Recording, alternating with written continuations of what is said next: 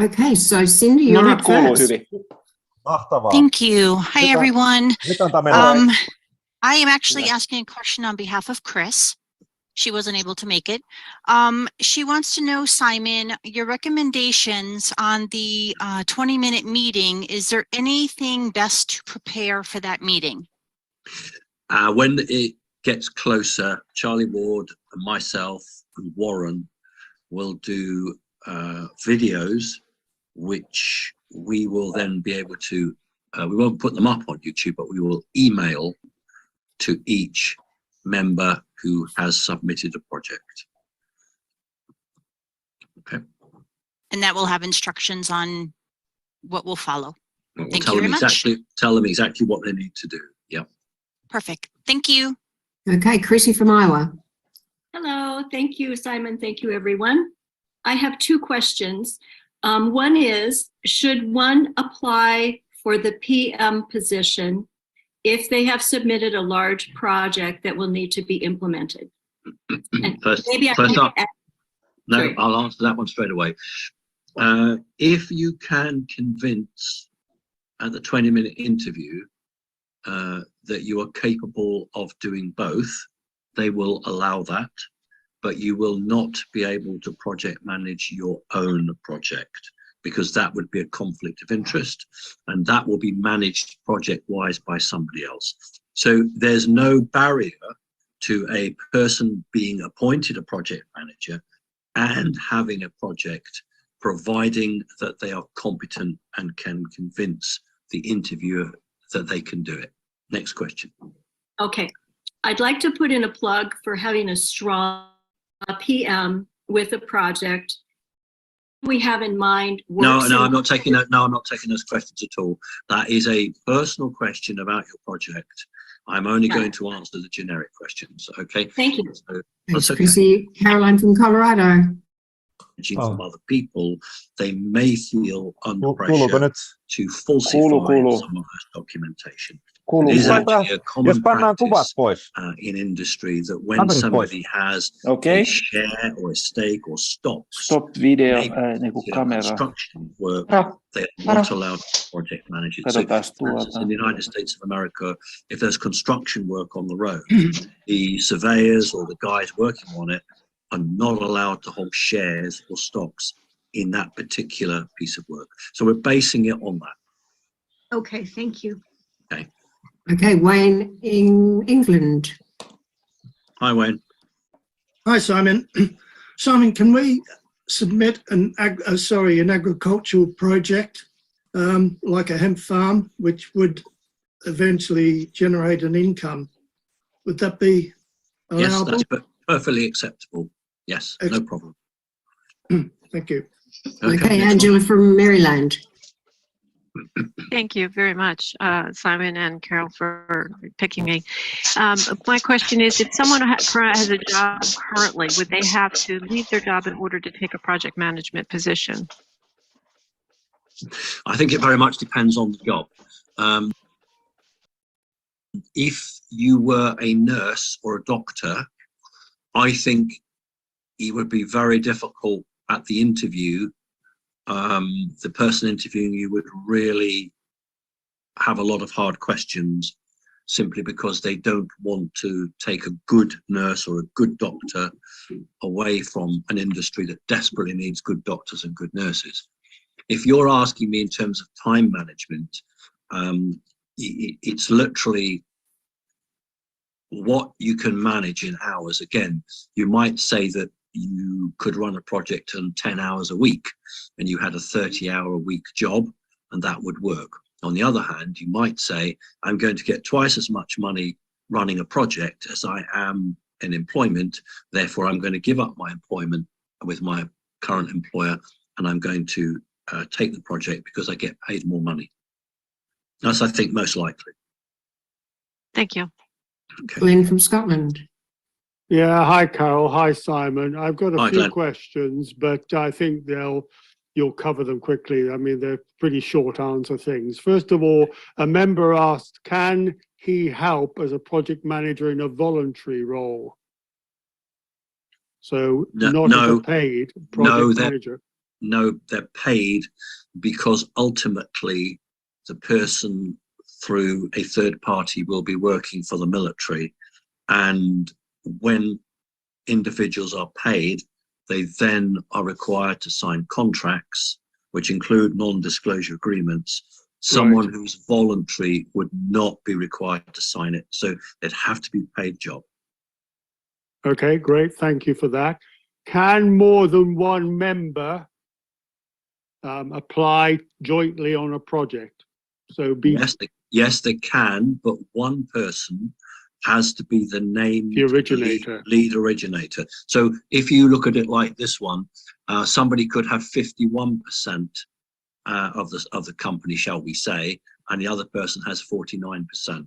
So one person literally is the person that is the go-to guy as far as the QFS are concerned. Okay. Can project managers manage more than one project? You can manage up to 5. Okay, great. Thank you. Great. How will a project manager be matched to a project? Interesting. That's one of the best questions anyone's asked me so far. No one's asked me that before. Here's my answer. If you've got a project manager who has, we just talked about construction, skills in construction in terms of they've managed construction projects, then they will most likely be put on projects that what we call new build. In other words, buildings that have got to be built up from scratch, where water, gas has got to be piped in. That would be a clear advantage. Where somebody has been a project manager to do more with resources than what we would call a softer project. So ultimately, what will happen is an individual will go forward. If they're successful, they won't have any say in the projects they manage. Now, they will probably geographically be close. So in other words, you wouldn't give someone in Great Britain a project in Florida. That's just nonsensical. So you'll find that the projects will be in easy traveling distance, but the project manager will not have a say in the projects they're given.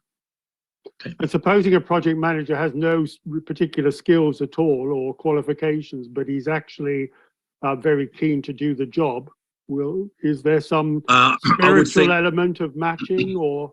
No, because what happens is that as the leader of CC, the way it's going to work out is that I and those I appoint will do the spiritual monitoring of all projects across the earth. Okay, great. If an individual does not have any skills in a project manager's role, then they're unlikely to be chosen in the first group. So for instance, we've got, say, 3,000. Gotcha. You'll find that in the first group, there'll probably be a couple of hundred who have been project managers. But as we get into the bigger numbers, we'll have exhausted those people with that experience, and then we go looking. So if you come from CC, you're expected to be spiritual, full stop. What they're looking for is people who have a track record of managing resources. They don't have to have been a project manager, but they have to demonstrate that they can manage resources. Okay.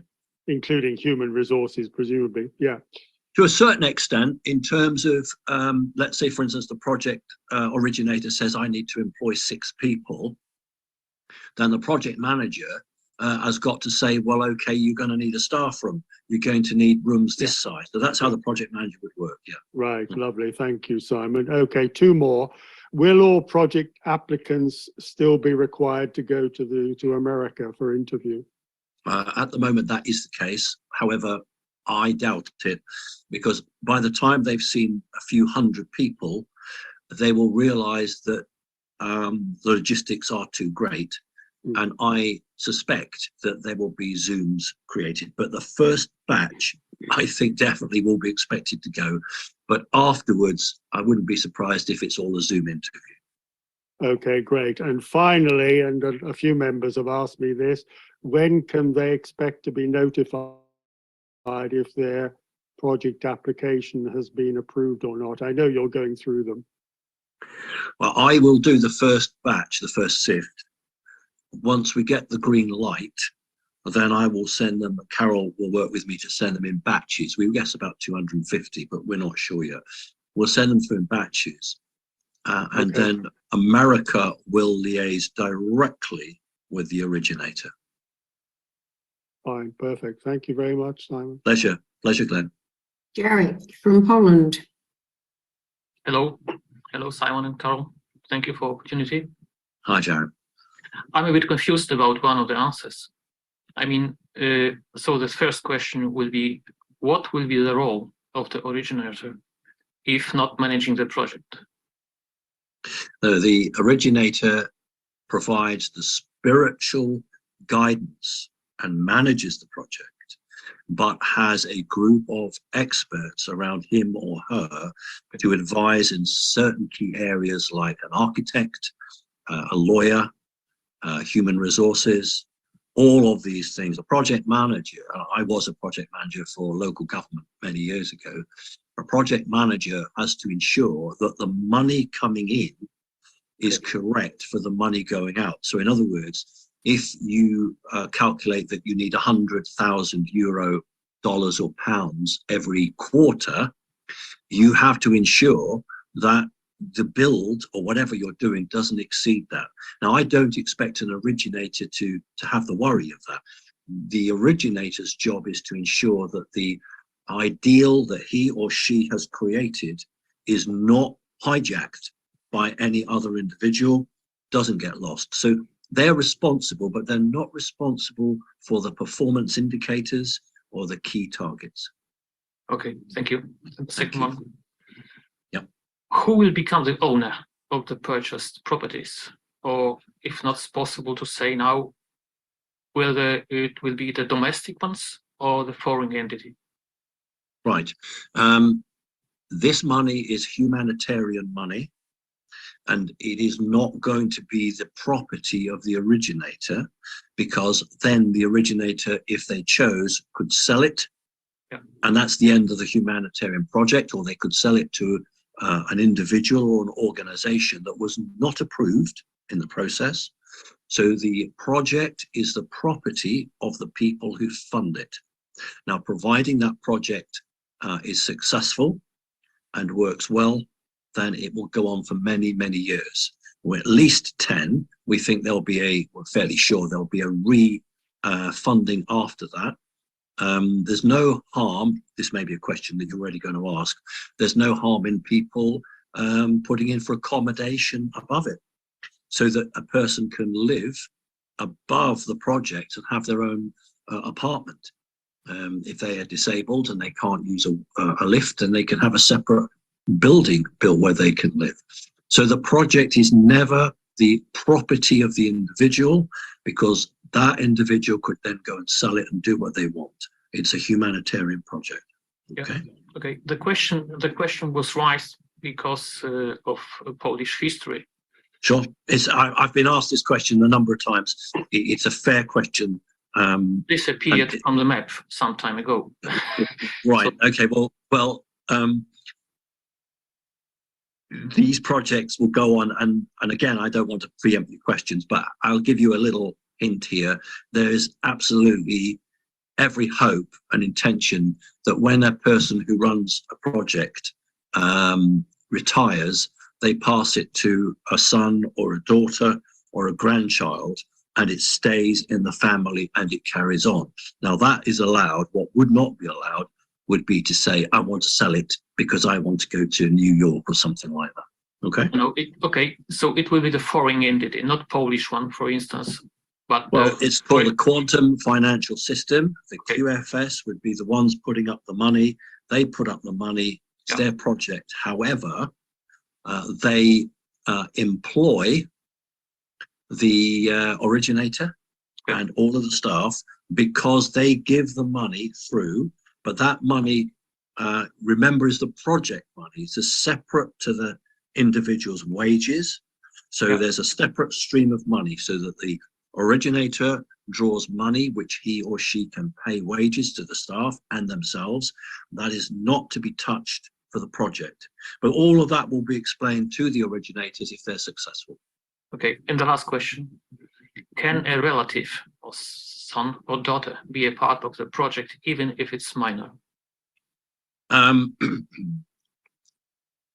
Yes, but if they're a minor, they will not be allowed to make any financial decisions because in law they're not.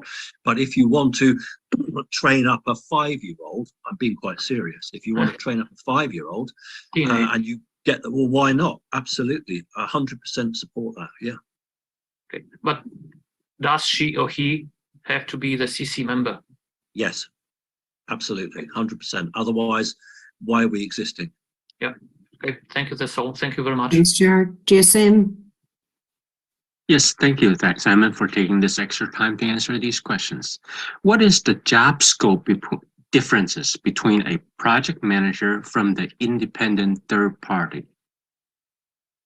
Well, that's a very American word, scope. It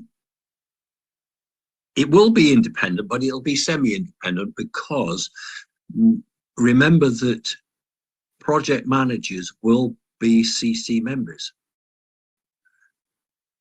So that's an important part. So they all share that connection with the originators. They are all part of the CC organization. And their job role will be described to them if they're successful. I'm not going to preempt that now. And also the job role of the originator, that will be explained nearer the time. So when a job is advertised, then with that advertisement is what is required, what is being looked for. And that's the moment of advertising that will happen. Okay. Okay. And what could there be a possibility of a conflict of interest? In what way? Between the third party person and the project manager. Could there be a conflict of interest between the two? When you say the third party, do you mean the QFS? You mentioned earlier that there will be a third party on That's the us. project. That's us. That's me. Okay. That's me. My role will be to have teams of people in every country dropping in unannounced to a project. Is it clean? Is it tidy? Is it spiritual? Are people being made to feel welcome? Was the originator there? If they weren't, was someone else there who was in charge? That's my responsibility to check on that. I will not be there to see how many bricks were paid for a wall. That's the project manager's role. No, there'll be no conflict of interest because everyone who gets a project is a CC member. So it's not a conflict, no. Okay. So that will be the responsibility of that auditor, for example, right? The project manager, they will have an accountant, but it's the project manager who will ensure that targets are hit. The accountant's role will to make sure that the right monies have been spent on the right items. Okay. Thank you very much. Pleasure. Thank you. Priya. Thank you, Simon, for taking these questions. I have two questions. One is from the youngest member in our group. She is asking if it would be possible to be a trainee as a project manager, because to gain the experience, she's very passionate about humanitarian projects, but she doesn't have practical experience outside of the classroom. So what advice can I give her?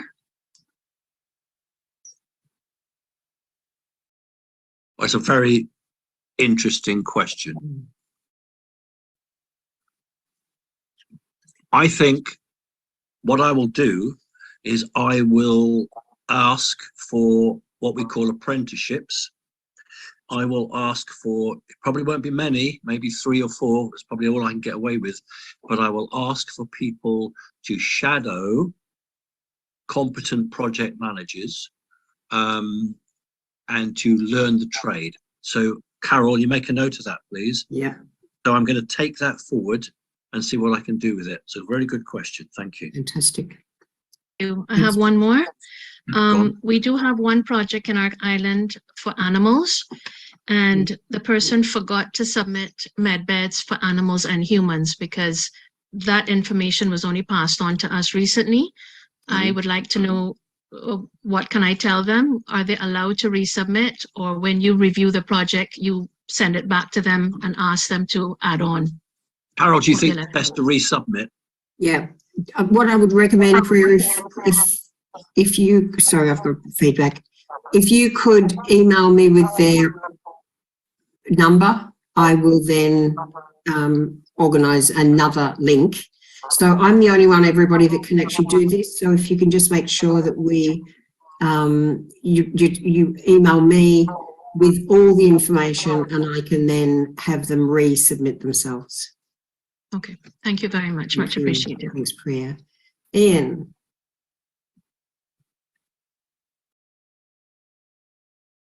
Hello, Ian. Sorry, I'm- Twitch, I'm still on mute. Hello, Carol. Hello, Simon. Hello, everyone. You've actually partly answered this in reply to Glenn's question. About 18 months ago, I encouraged most of our community to get one of these. I'm sure everyone's familiar. The Vax Control must not be vaccinated. For those in the first batch who are likely to go to the States, would you advise getting one of those? Because an entry requirement into the States is that they are vaccinated. Yeah, I think what's going to happen is that will change. Of course it will, but we don't know when it will change. And rightly or wrongly, the view that the QFS have is that all spiritual people who are aware of the situation will already have will have got that card, and it's a part of a test, so that if somebody says, well, I've got my passport, but I'm not going to be vaccinated, then I'm sure, knowing the people as I do, they will say, well, why didn't you get a Vax card? Now, what I will say to you is the turnaround time for the Vax card is 4 days. So literally, they are posting them out within 4 days of application. So I don't foresee a problem. If someone gets called, they haven't got it, they can go in 4 days, or they can just literally phone them up and say, can I come down to your office, if it's drivable, and collect it. So I don't think that's an issue, but it's not like getting a passport, which takes 6 weeks. Thank you. Fine.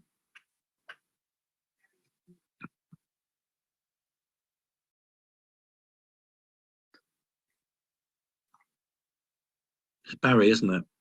Hello there, Simon. Hello, everybody. Hi. Yeah, I feel you've maybe already answered the question there from Priya, but I'll just send it to you. Sure. Now, see a member has just put in a project, and say, for example, that the place that they have in mind has just been sold. Is there any way that they can make changes and update it? Yes. If the project has been sold, there are 2 ways for it. They can actually resubmit, or they still go to the meeting, and this has already been accounted for. It happens a lot. And they say, unfortunately, this property I had in mind has been sold. However, here are the details separately of the project that of the property that I have now seen, and I would just like this to be included, and that's fine. And all they will do is attach that photocopy or that printout to the original application. So it doesn't matter, because what they're looking for is the originator capable and spiritual? Is the project something that matches what we want? And if there are difficulties, like, well, the house has been sold, or the land isn't available, but that originator has gone out and done research and said, look, here's my fallback position, there's no problem, they'll say, we'll go with that one. Okay. Right, thank you very much. Fine. Request, Simon, if it is just a property change, I really would prefer not to have to resubmit all of those. There are so many that I've been recommending people just take it to their meeting appointment. And that's what I've just said. So, you know, literally, because we know there's no problem, as long as you've got a picture and details of what is still available, they'll just accept that. Can I also, there's a lot of people asking on the chat about the availability of the video. The video will be available to all coordinators, and they can also share them with your members on a Zoom or whatever. So that's just to answer those questions. Yeah, nobody expects you to remember the answers I've given. but that's why I've agreed for it to be recorded. Caroline. Okay, hi Simon and Carol. Hi. Will there be a team of project managers in a country or in a region to be able to work together and get advice for each other? And No, will they no, because that would be a conflict of interest. Each project manager will manage his or her own projects and will not share any information about the projects they manage with anybody else. It is a standalone group, so individuals will manage their own projects in terms of the 5 they've been given, and they will not then meet other project managers to talk and share, because this is a professional group who are looking at key performance indicators, and they will not be encouraged to start looking at other people's projects and discussing the difficulties that they had, you know, getting their project up. That doesn't work. This is a business orientated post. It's about driving through what we call the KPIs, the key performance indicators, the milestones, to ensure that targets are hit, whether those targets are in terms of materials coming in and being built, money coming in, applications for legal permits, and those individuals will not be encouraged to worrying about what their friends are doing down the road. So the answer is no. Okay, thank you. And do they report, does a project manager report to you, or does he report to the QFS? The project manager reports to the QFS in terms of all of those targets that I have said, but the project manager reports to me for mentoring and spiritual connection. So I am not interested in how many bricks has been put into a particular project. I am interested in what is the mindset, the spiritual ability of that individual. Are they enjoying their job? Are they having difficulty? That's my role. My role is to support that. So that's the way we've divided it. Okay. Okay, thank you. Okay. Thanks, Caroline. Poppy and Jeff. Oh, how about Karen? Sorry, darling, you just got muted. Oh, hi, Simon, Carol. This is Melanie. It's just that if I'm looking on the screen my way, we've missed out Karen, haven't we? No, we haven't. It's okay. We're under control. We're under control. Well, my screen is different from your screen then. Well, there you go. Interesting. We're always different. This is a question from Melanie in Wisconsin. She's on the call, but she's not able to ask her question at this time. Will there be how many project managers per state? If we're talking about the US, is there a limit? The number will be dictated by the number of projects that are successfully originated in that state. So if there were just 5 projects, there'd be 1 project manager. 10 projects, 2 project managers. The number of project managers will equal the number of projects in that state. Right. And then you did already answer if somebody is a coordinator or an admin on the volunteer team, would they still be able to be a project manager? The answer is yes, providing that they can convince someone that they've got the ability to do it. Okay, thank you. Okay, I've disappeared off here. Karen. Thanks, Poppy. Hi, everybody. Thanks, Simon and Carol. I have a couple of questions. In what areas will the first group of projects be in? Any idea yet? You mean geographical areas? Yes, sir. What we're going to be doing is looking at spreading equally across the globe, so that I would like each country to have, remember I'm not outside of America, which is state-wise, to have one project to start with. So in the States, we might have 5 or 6 to start with. Remember, we're doing small groups and then we do more and more. So ultimately, if I've got 5 really good projects in Tennessee, Tennessee gets 5 really good projects because it's on the merits of those projects and the individuals who brought them forward. So that's how we work on it. So yes, I'm looking for balance, but I'm not going to play a woke game and say, oh, look, I've got to have somebody in Berlin, I've got to have someone here. I'm going to go for the best projects that come through at front. And then will be maybe 500 really good projects, but I may just be asked to do 200 to start with for the first month. That's how we do it. All right, thank you. Right. My next question is, several members had asked this question. If their project is not picked to move forward, will they be able to volunteer on other projects? Well, 2 things. First of all, if their project's not picked to move forward, it may be that it needs just some slight alterations, when they will be encouraged to resubmit. There will be instances where the project is trash, but the individuals are really good. And it might well be that at the interview, they are told, we don't like your project, but we like you. Here's a project off the shelf for the area you live in. We'd like you to run that one for us. So there's lots of flexibility. Yeah. Thank you for that. Pleasure. Okay, Marty, Wyoming. Thanks, Karen. Yeah, thank you for doing this, guys. There's a couple of questions, Simon, that you've sort of touched on, but I wanted to get a little bit more clarity. A lot of the projects that we have, there's not very much detail in them, so it's very hard to estimate cost. When you review them, how are you going to take that into account? Well, I'm not. I'm not bothered about that. And if the project is really good, as long as it's not outrageous, it will cost what it costs.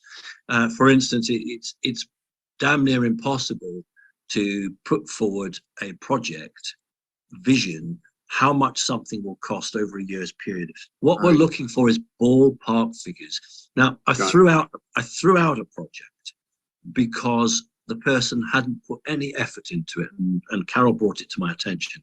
It sort of said, the question was, how much salary will you be paying? And the person put a figure down.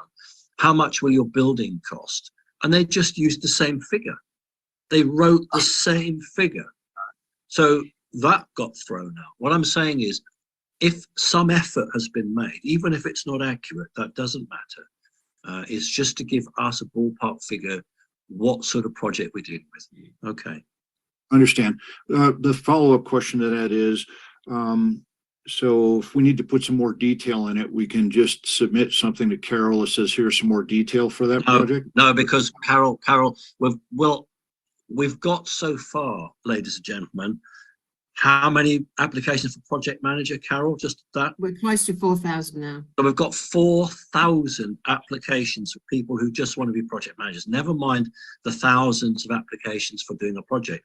So what I suggest is, if you get called to interview, that is the time that person would say, since my application, things have changed, and this is where we are now. So you go into the interview and you're saying that, okay, this is different, that's different, and that's perfectly acceptable.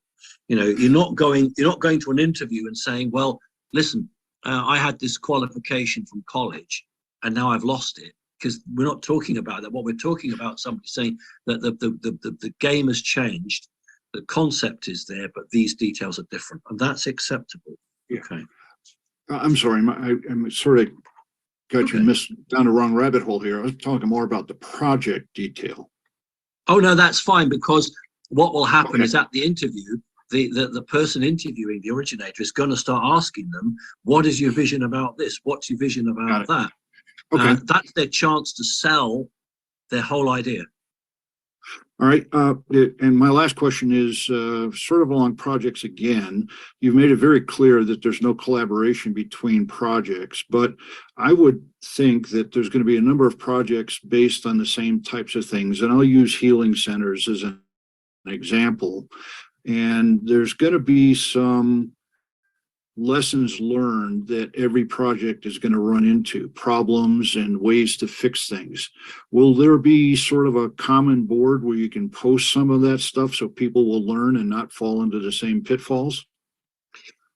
I said that the project managers couldn't connect, but the originators can. So the originators of healing centers in, for instance, America will be expected to attend annual meetings in the United States of America, where every originator who runs a healing center will meet in a big symposium to network and share. All of those people who run other projects will also have the opportunity to meet with other originators who have projects like theirs, but maybe 500 miles away. So that's the connection I want. I don't want the guys running the financial side of it to meet, because that's too much of an issue for me. Okay? Understand. Thank you very much. Pleasure. Joe from Australia. Hello. Hi. Simon, would you mind explaining to the Asia continent coordinators the question I asked you in the continental meeting regarding the funding for Asia and the Chinese elders and the Red Dragon? The any CC project for China or Asia will literally be funded by CC and the QFS. Any project that comes through a Dragon Society will be funded completely differently. So if the Chinese elders wish to set up one of their projects, then they set it up completely separately from us. So you could well have two projects in a city, one run by the elders through their own connections and one run by CC. So we're not in competition. Remember, China's got billions of people, Asia's got billions of people, and the density of their cities is like India.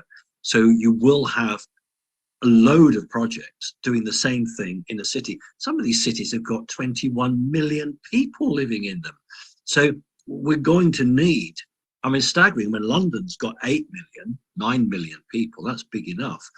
So there is no problem. It's just what we would call in military terms, the command and control, the reporting structure for a project in China run by us will be no different than if it was run in Great Britain. Okay, all of you here, your reporting structure will be exactly the same, but a project funded by the Dragon Society will be different, and you'll never meet them anyway. Okay. Thank you. Pleasure. Thanks, Joe. Patricia. Hello, Simon and Carol. Thank you so much for doing this.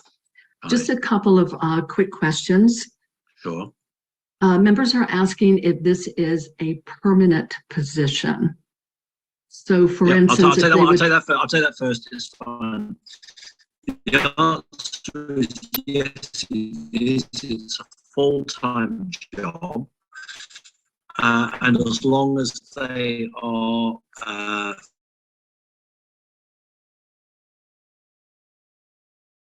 physically capable, mentally capable, they will work that job. Now, when they come to retire, they are going to receive a pension, a wage from that. So, you could hand it over to your grandson, but you will still receive money from it. It's a permanent position. Look, if someone goes and they say, look, I've got this job and I can devote, we've talked about this before, 10 hours to it, the interviewer might say, I'm sorry, that's not good enough. We want you to do 30 hours. I can't prejudge it. It's a permanent position, and the wages or the salary that the project originator will get will far outstrip anything else they could probably earn anywhere else.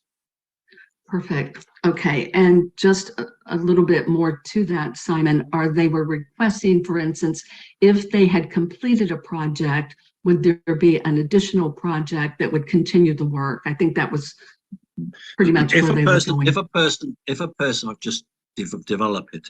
If a person goes in and has a project and they are really good at it, and after 6 months, it's a very successful project, there's absolutely no reason why that person can't ask for another project. Perfect. Great. Thank you.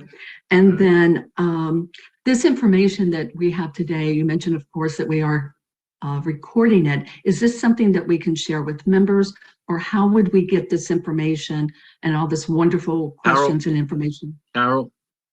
Okay, I'll be giving you the link and you'll be able to do Zooms with your members. Perfect. But obviously, please don't send them to members. Fabulous. Okay. Thank you so much.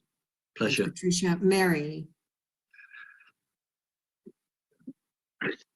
Just a really quick question. Sorry. Thank you, Simon.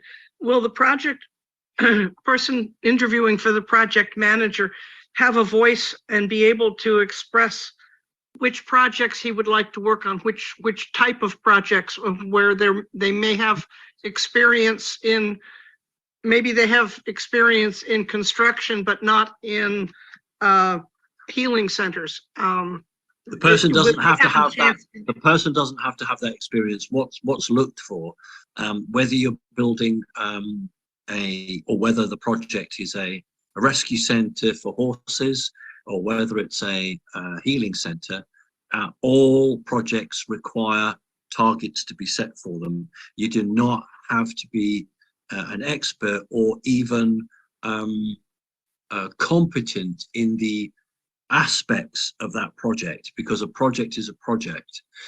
That's why we are looking at people who are quite driven for that. So it's going to be obvious, because someone's going to sit there and say, well, 10 years ago, I did this.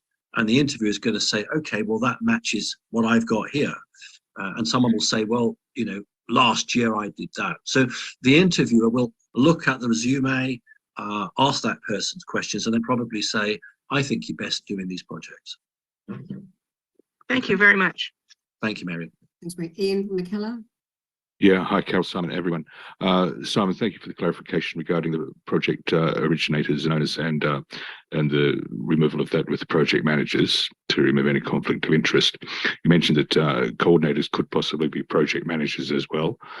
And I'm thinking particularly for my region, where we have only a small amount at the moment, what specific support can coordinators give to project managers if they are different, for example, and how involved can they be on overseeing all those project managers? Coordinators do not give any support to the project managers at all. They're completely separate, because here again we have a conflict of interest. The project managers on a project side will be managed by a team in America who will ultimately be military. They will, through the QFS, they will line manage those project managers solely, because those project managers will have an NDA, and that is their command and control through that. My role will be the spiritual management. Coordinators are not to get involved, simply because we will have coordinators who have best friends, good friends in our groups, and we've got, let's say, guy that we really like, he's always on, we've known him for 20 years, and he's got a project. It's not going to happen like that. Coordinators will have tours of the projects in their area. They will know the project, they'll know the person, they will get updates, written updates, but they will have no influence over those projects at all. But they can share the role of project manager and coordinator in some regions. Yes, they can, providing that they can convince the interviewer that they can do it.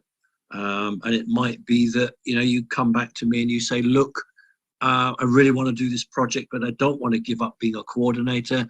Can I be a part-time coordinator? In which case we can find another coordinator to job share your coordinator's role to allow you to be the project manager. I'm flexible. I'll work around it. I'll try and be helpful. There's always a way around. Yeah. There's always a way around. That's just great. Yeah, we can follow the due diligence, make sure there's no opportunity for corruption coming in anywhere. Yeah, sure. Exactly. Thank you. Great clarification. Pleasure, Thank you. Pleasure. Joanna, thanks, Ian. Thank you. Thank you, Carol, and thank you, Simon, for this opportunity.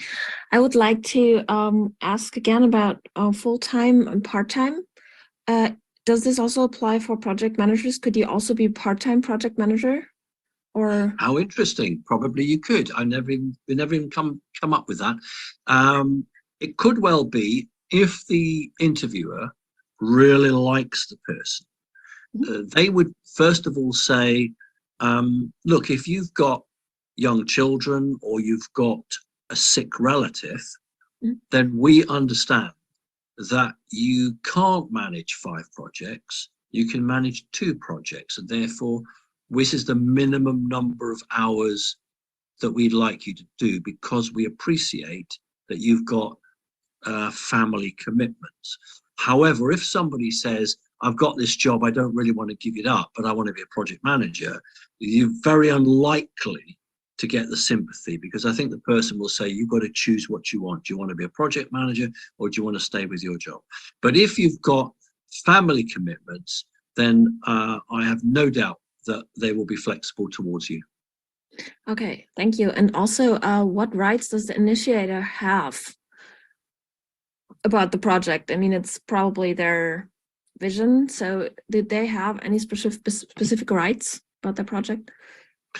Their decision is final in terms of what they want. So for instance, they will say, I want to treat, let's just say I want to treat 20 people a week through my project, and I want 5 rooms, consulting rooms or special rooms.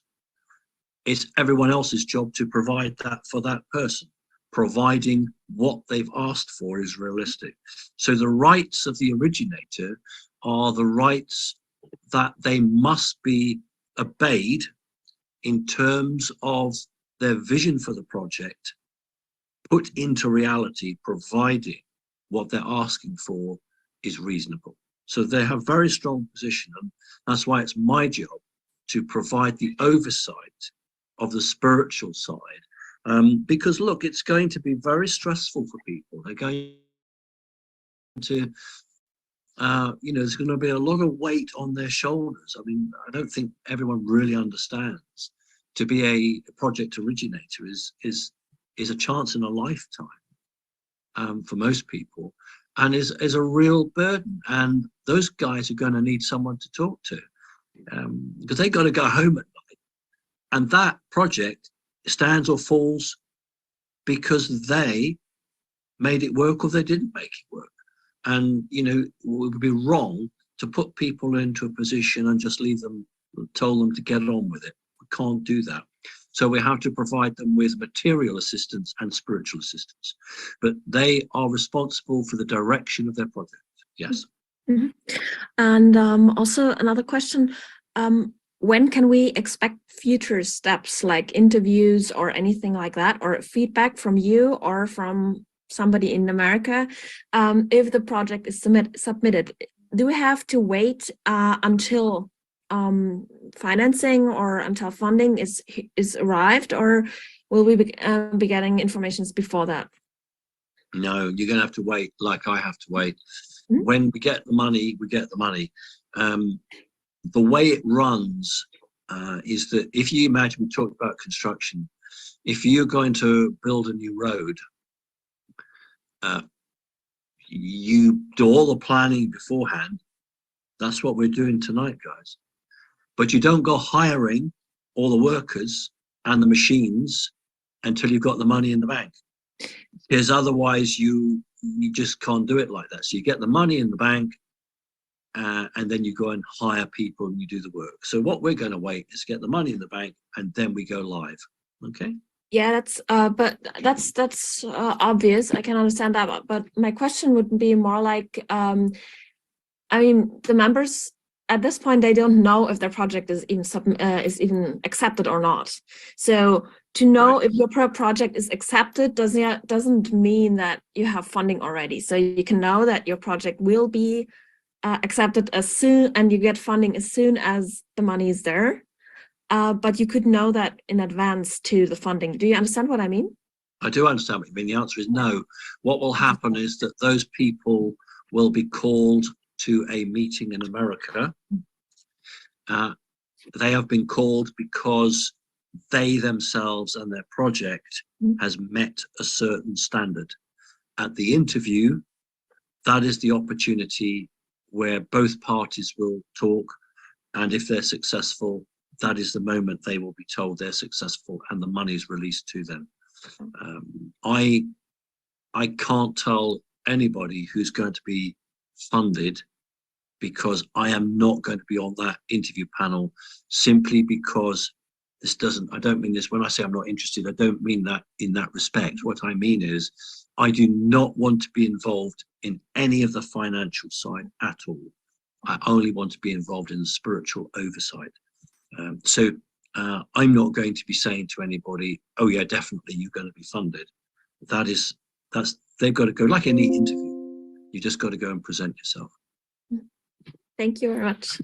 Pleasure, Joanna. Thank you. Greg Russell.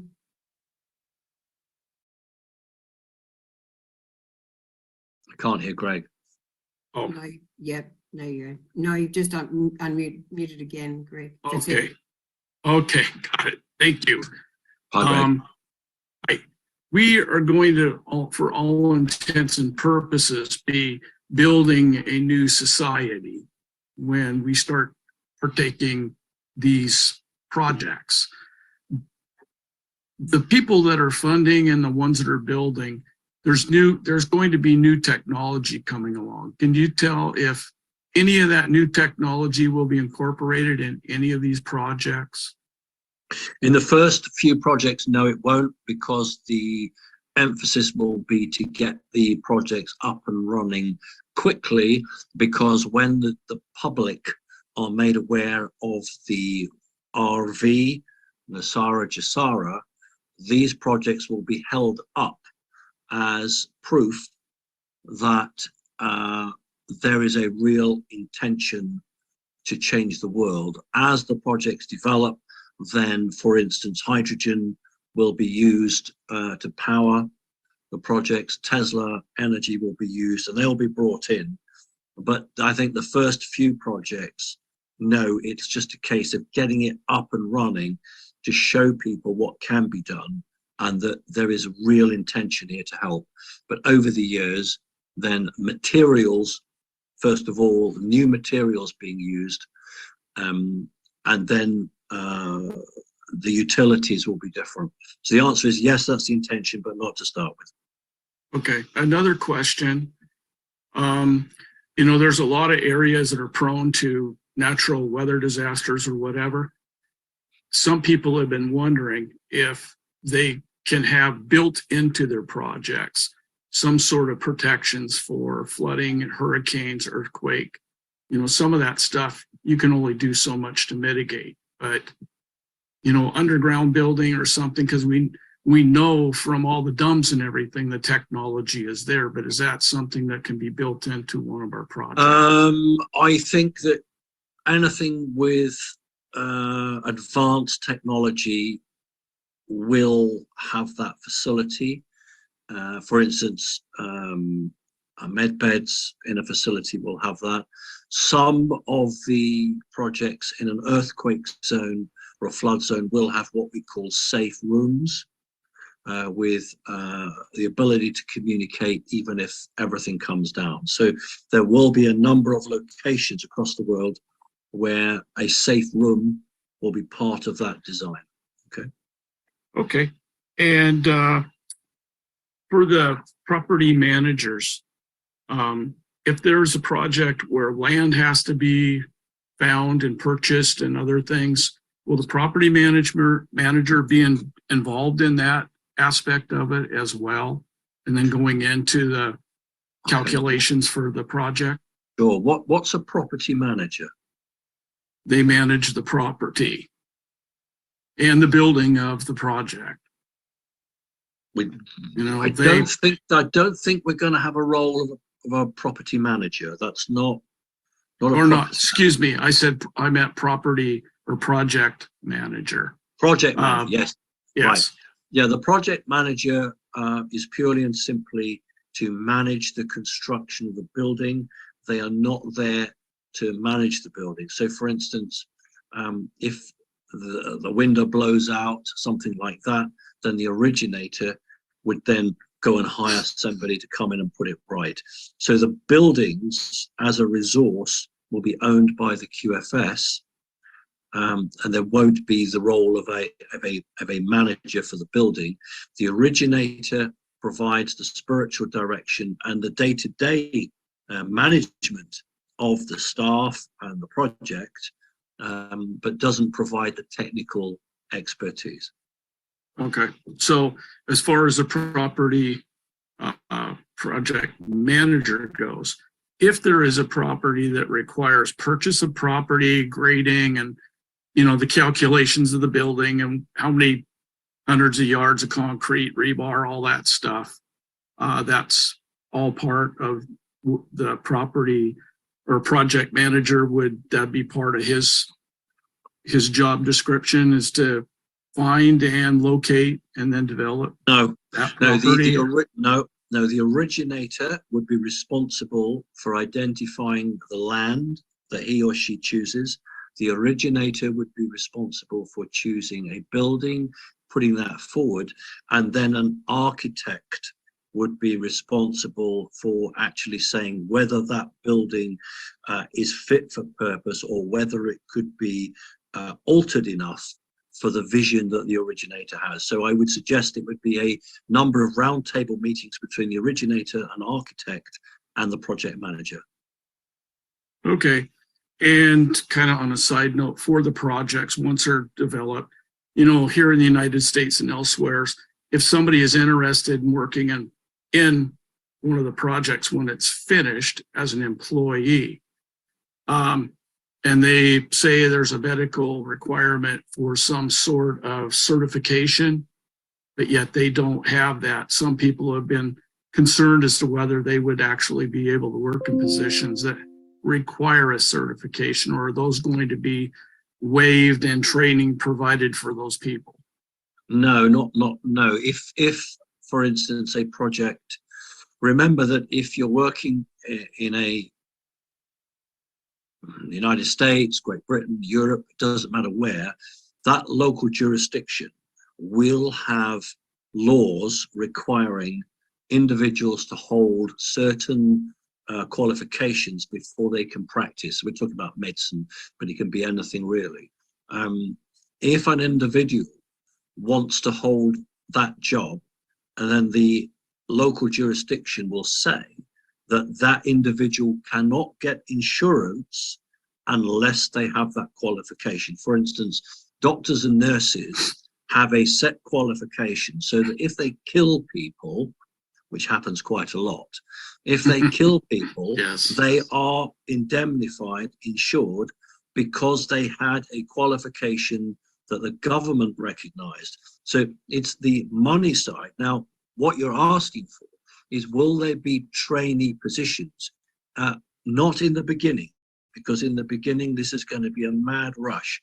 But after we've been at this for a couple of years, then I think that a training position where someone gets a day release to college or university and does 4 or 5 hours a week, so they do the theoretical academic work, while they do the practical work, and then they sit an exam at the end of it, and that can be paid for out of the project funds. That, no problem at all, but I don't want to mislead people. That won't happen in the early stages, because we need to hit the ground running, because forget social media, we will have mainstream media visiting these projects and doing mainstream reports on, because that is the way it's all going to go in the future. So it's very important that the projects we set up are shining examples of what we intend to deliver for the next 10 plus years. Okay. Outstanding. Thank you, Simon. My pleasure. Nice to speak to you. Micah has not got a camera that's working, so... Don't worry, we know Micah. That's fine. Hi, Simon. I have a few questions from my members. Go on. The first one is, what type of input will originators have into developing the business plans, budgets, impact analysis, security, contingency plans, and all of those things. I realize those are project management activities, but will the originator? No. The project manager is there to put into place what the originator wants. So the answer is the originator is responsible for all of that. But you talk about security, the originator won't have any idea where the closed circuit television cameras need to go. So an expert will come in. The originator won't know what type of burglar alarm they need. An expert gets brought in. The experts are there to deliver the vision of the originator. So if the originator isn't capable of sitting in a room and saying, I want this, this, and this, that person is never going to run a project. That originator must be confident to say, I don't know what's available, but this is what I want. And those experts go away and say, okay, we've got 3 versions of this. Version 1 is $10,000, version 2 is $20,000, and so on. And it looks like version 2 is the right fit for this. So it is the originator who drives the train forward. It is the engineer who keeps the wheels of the train moving. Okay, copy. And then I have another question, a few more. How will the member and or the coordinator be notified if their project is rejected? I get how they're going to be notified if it's selected, but will they get notified if it's rejected? Yes, they will, but it won't be my priority. My priority will be to get the people who've been successful up to Florida. However, it is only fair and proper that we say to people that why they haven't, and that will happen, but it's not going to be my priority. I'll be honest with you. My priority is to get this projects up and running quickly. Okay, and then here's one from one of my members, and I'm just going to read it to you. I hope to get money via foreign currency, which may be where Simon is getting his projected funding. I would need either a trust fund or a nonprofit to keep from paying excess taxes. Has or would Simon consider an oversight program through which such funds could be managed, completely legal, and could feed money back into more funding for other projects? Just curious, I don't have finances for such at the moment. Right, here's the answers to that. First of all, there will be no such thing as tax. However, in the first few months of a project's life, there will be tax because we don't know how quickly these taxes in local jurisdictions will be removed. I've always suggested a trust is very important. If you're setting up a humanitarian project, it may be that at the interview, the different options in that jurisdiction will be put forward. And I would think in most cases, then a trust or an NGO that is recognized by the government or the law of that particular area comes in. So I'm not worried about the tax side of it. In terms of the funding,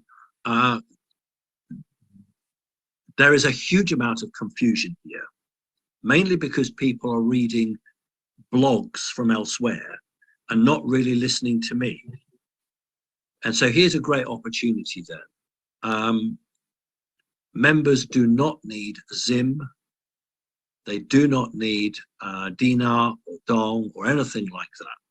Okay, that is not what's going to happen. I have the non-disclosure agreements. Funding comes through CC, provided by the QFS, and the individual does not have to bring any money to the table.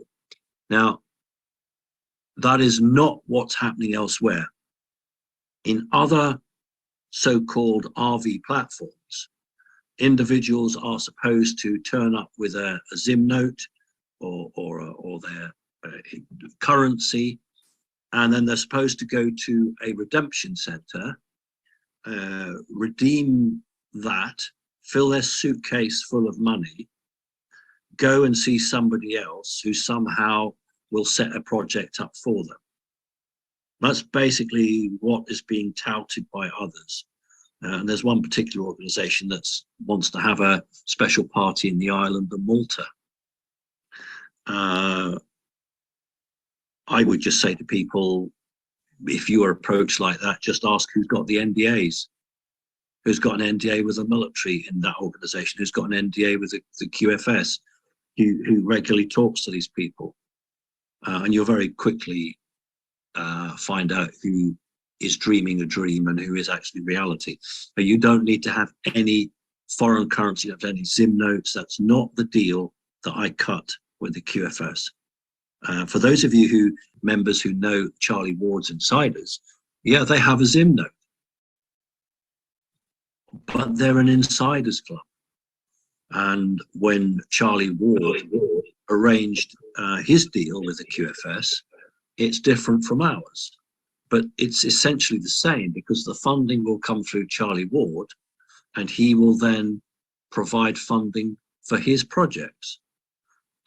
So we just use different mechanisms, but we are following the same route.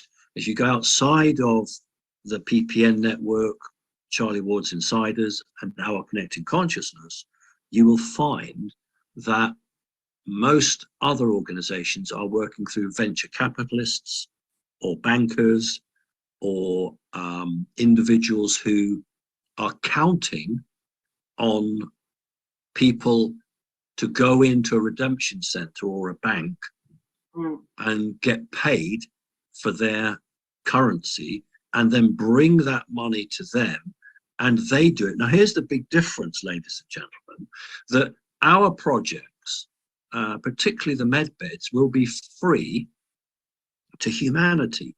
But these other organizations are setting up, they'll be charging. You know, people keep telling me, oh, there's these med beds. And you look, you know, and there's some in Germany, 100,000 euro to go on a med bed. Well, that's not a med bed.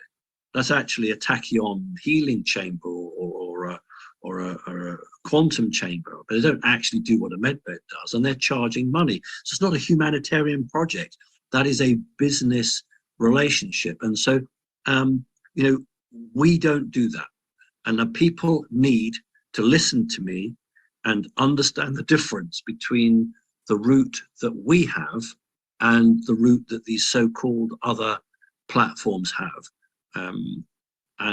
You know, I think if people research correctly, they will know. Now, I give an example. This is recorded for the members, so it's a good opportunity to say that there are a number of the organizations I just said who have instructed their members to infiltrate Connecting Consciousness, to obtain funding, and then leave Connecting Consciousness, go back to this other organization, which I won't name, and then let them run the projects. They must be insane. This whole operation ultimately is run by the military. The people must be living in a mad, drug-induced dream world if they think that they can come here, go off to Florida, have an interview, and then somehow take the money from that interview and go somewhere else and give that money to somebody else to run a project. But we take comfort from the fact that the people in power know we're going to be funded. So they're actually trying to take our money. That's really exciting. It makes a change from all the stupid idiots out there who say there's no such thing as the QFS. There's no money, there's no this, no that. Whereas actually the elite are telling people, come to this organization, get the money, and we'll work with it. So they can't have it both ways. So, ladies and gentlemen, this is a once in a lifetime opportunity. You know that, that's why you're here. That's why you're of service. And also, I'll just say that it's not acceptable for an originator to get funding, start a project, and then leave CC. because all your money will be taken off you. So you can't just say, great, I've used connecting consciousness as a ladder. I've got what I want. Thank you very much indeed. Because I can tell you your house of cards will come crashing down very quickly. Because remember that the only money is yours is your personal spend. The project money is released to you in tranches. And if you fail to deliver to the minimum standards, then that will all stop. All right, next question. I just have a couple more. So from my members, they say if you haven't submitted a project or a project manager application, but you want to be part of the thing as a worker bee based on your skill sets and your interest. For example, I have someone who has a biochemistry background. What will happen once we've got the projects up and running? We will then advertise in that locality. So for instance, the originator might say to me, listen, I need 3 staff to do this. And so the coordinator covering that area will then email his or her membership and say, we've got 3 jobs up and available. Who's interested? Apply to this email address. Okay, great. And does that include remote positions as well? Yeah, anything. Yeah, sure. Great, thank you. That's all. Thank you very much. Oh, Pleasure. I did want to mention, there's a lot of my members that didn't think the call for PMs was legit, and they're all emailing me, is this real? Is this real? So maybe in one of your next podcasts. Why would they, did they tell you why they didn't think it was legit? I think because they get a lot of spam, or they don't have adequate filters on their Did they program. check the email address that it came from? Well, I told them, I said, you just reply directly to the email. But when they do the reply, it comes up as CCFB or something like that. And it does have our domain in it, but it does have our connecting consciousness. I understand. There's a lot of fraud goes on. Well, let's hope they haven't missed the bus. Okay. Okay, thank you. Simon, could you, there's one question that I've had a lot regarding owning a business and putting that business up as part of the project. Can you address that, please? Yeah, sure. That's not going to be allowed because we are promoting humanitarian projects, which are connecting consciousness creations. If someone already has an existing business, that is not a connecting consciousness project. Also, it belongs to that individual. And if anything was to go wrong, how can the QFS take back half a project? So for instance, if you had a project established, a building, and then you got funding to work within the building, and there was alterations done, you can't take a saw and cut the building in half, so that will not be allowed. If you have a successful business, then I suggest that you put a project in for something else down the road. That's how I would deal with that. Okay. Thanks, Simon. Now we've been going an hour and a quarter. I've got to keep going. There's more questions. I'll keep going. Thanks, Simon. Tuan? Thank you. Thank you, Simon. Thank you, Carol, and everyone. So I have a few questions. So the very first one is that we expect to receive a detailed job description about the size, type of project, and the role responsibility of the PM. No. First of all, we don't ever do any job descriptions for the originator, because you're either spiritual or you're not. You as a originator will be judged on your spirituality and your competence. And I don't mean, physical competence, because if you're in a wheelchair, that should make absolutely no difference. But it's to do with your emotional drive, your ability to see a project through, your burning ambition. It's like someone, I guess, who wants to play first violin in a main orchestra, and they get 5-minute audition, and you can see the real intent, because they really want this job. And that's what they're looking for. So that's that. In terms of the project manager, no, I'm not going to do that. The person's going to do a resume when the time comes, do a resume, and I won't be worrying about that. The lot in America will have a look at that and they'll decide on that. So no job applications at all. If you don't know what a project manager is, you're unlikely to ever be one. If you are not spiritual, well, you shouldn't be in my organization anyway. So I think it's self-selecting. Yeah, thank you. Very clear. Thank you. Second questions. Should we in Vietnam, like a CC member in Vietnam, set up a legal entity of connecting consciousness in Vietnam? No.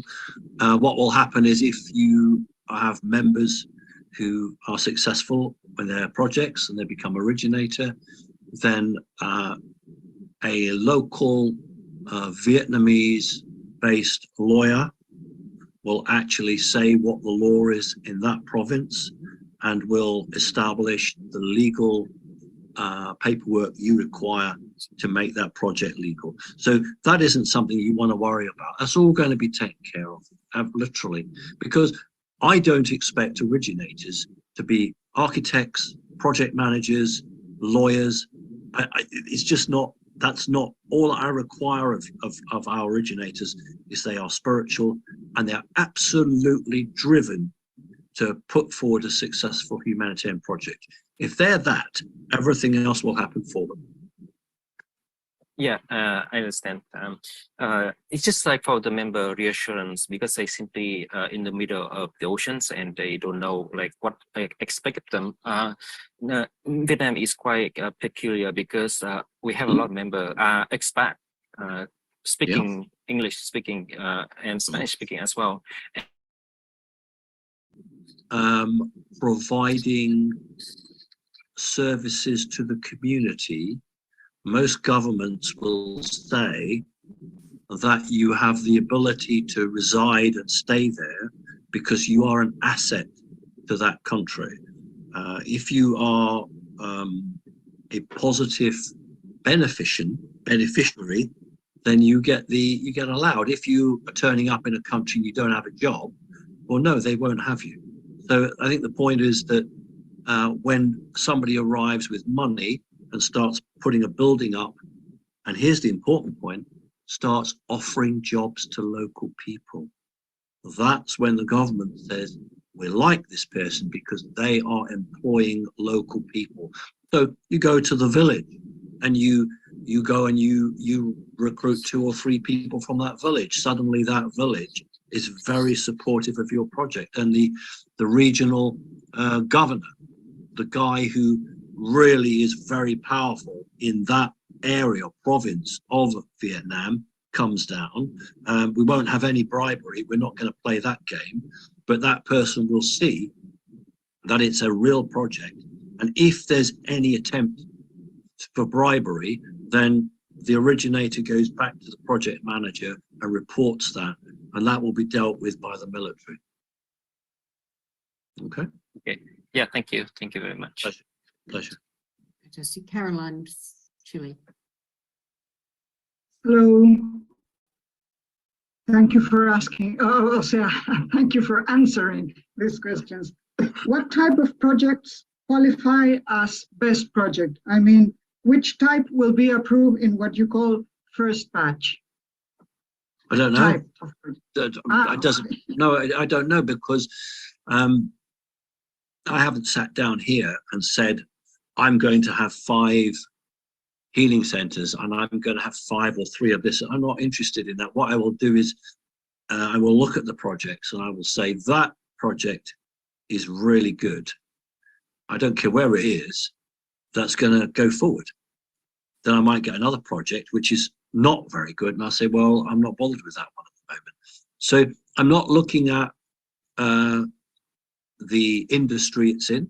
It could be, working with homeless people. It could be literally working with animals and people. It doesn't matter. It's if it has a spiritual light to it, then that project will go forward. Now, clearly, if the project isn't well thought through, then it's not likely to go anywhere. So no, I've got no preconceived ideas, no numbers. What I have said to you is I do want to try and get a spread across the globe, because no one is going to love me if every project is in America and there isn't a project anywhere else. So yes, I'm going to make sure that there's fairness, because that's what you would expect of me, but I'm not going to go through with a needle, trying to manipulate statistics. I'm not going to do that. Okay. Okay. So the best project will be the most spiritual one.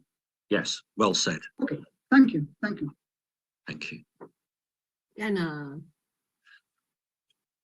Thanks, Kaz. G'day, mate. Hiya. Mine might be a silly question, but what if what if you don't want to hand it to your kids?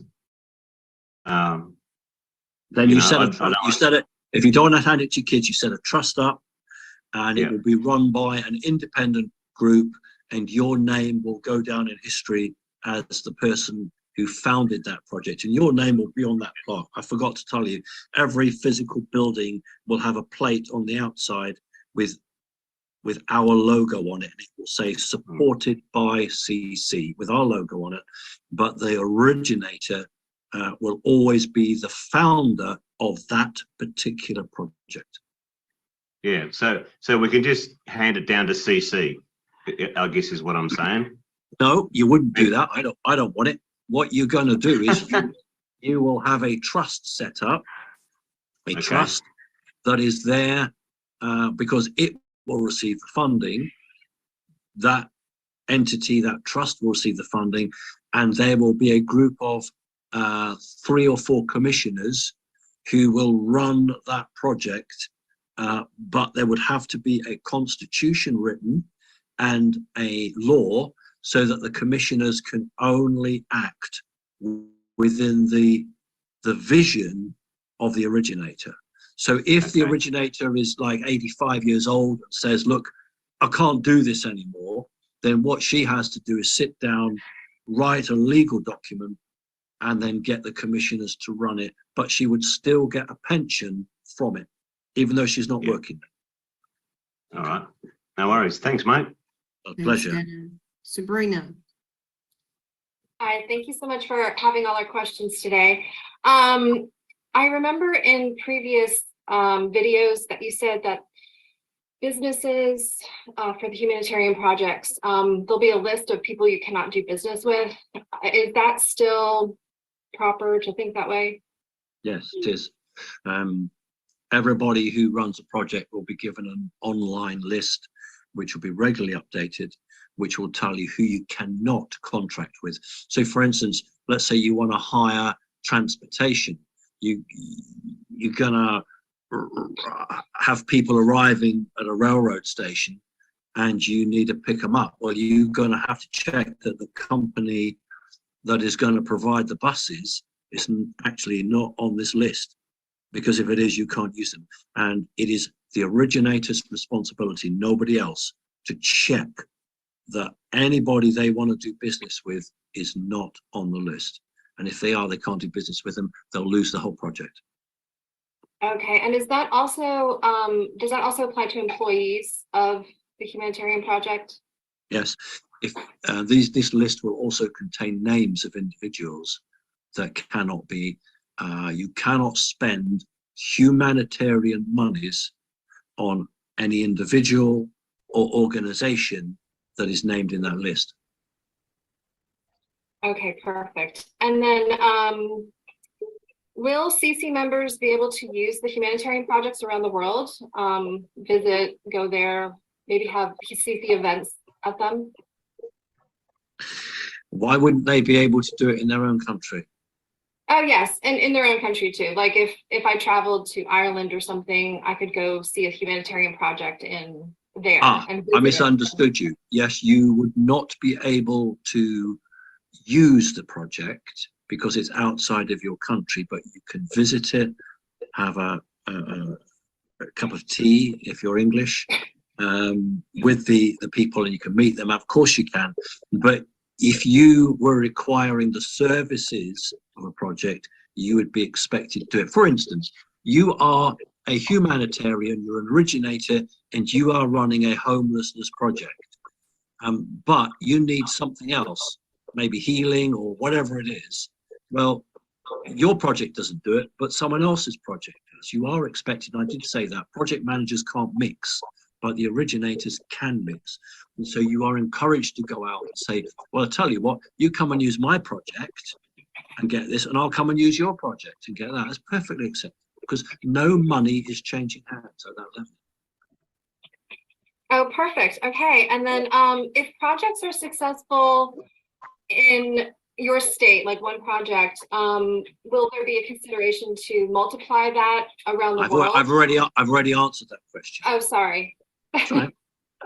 Thank you so much. I appreciate it. That's fine. Michael and Julie. Hi, Michael. Hi, Julie. You're still muted, honey.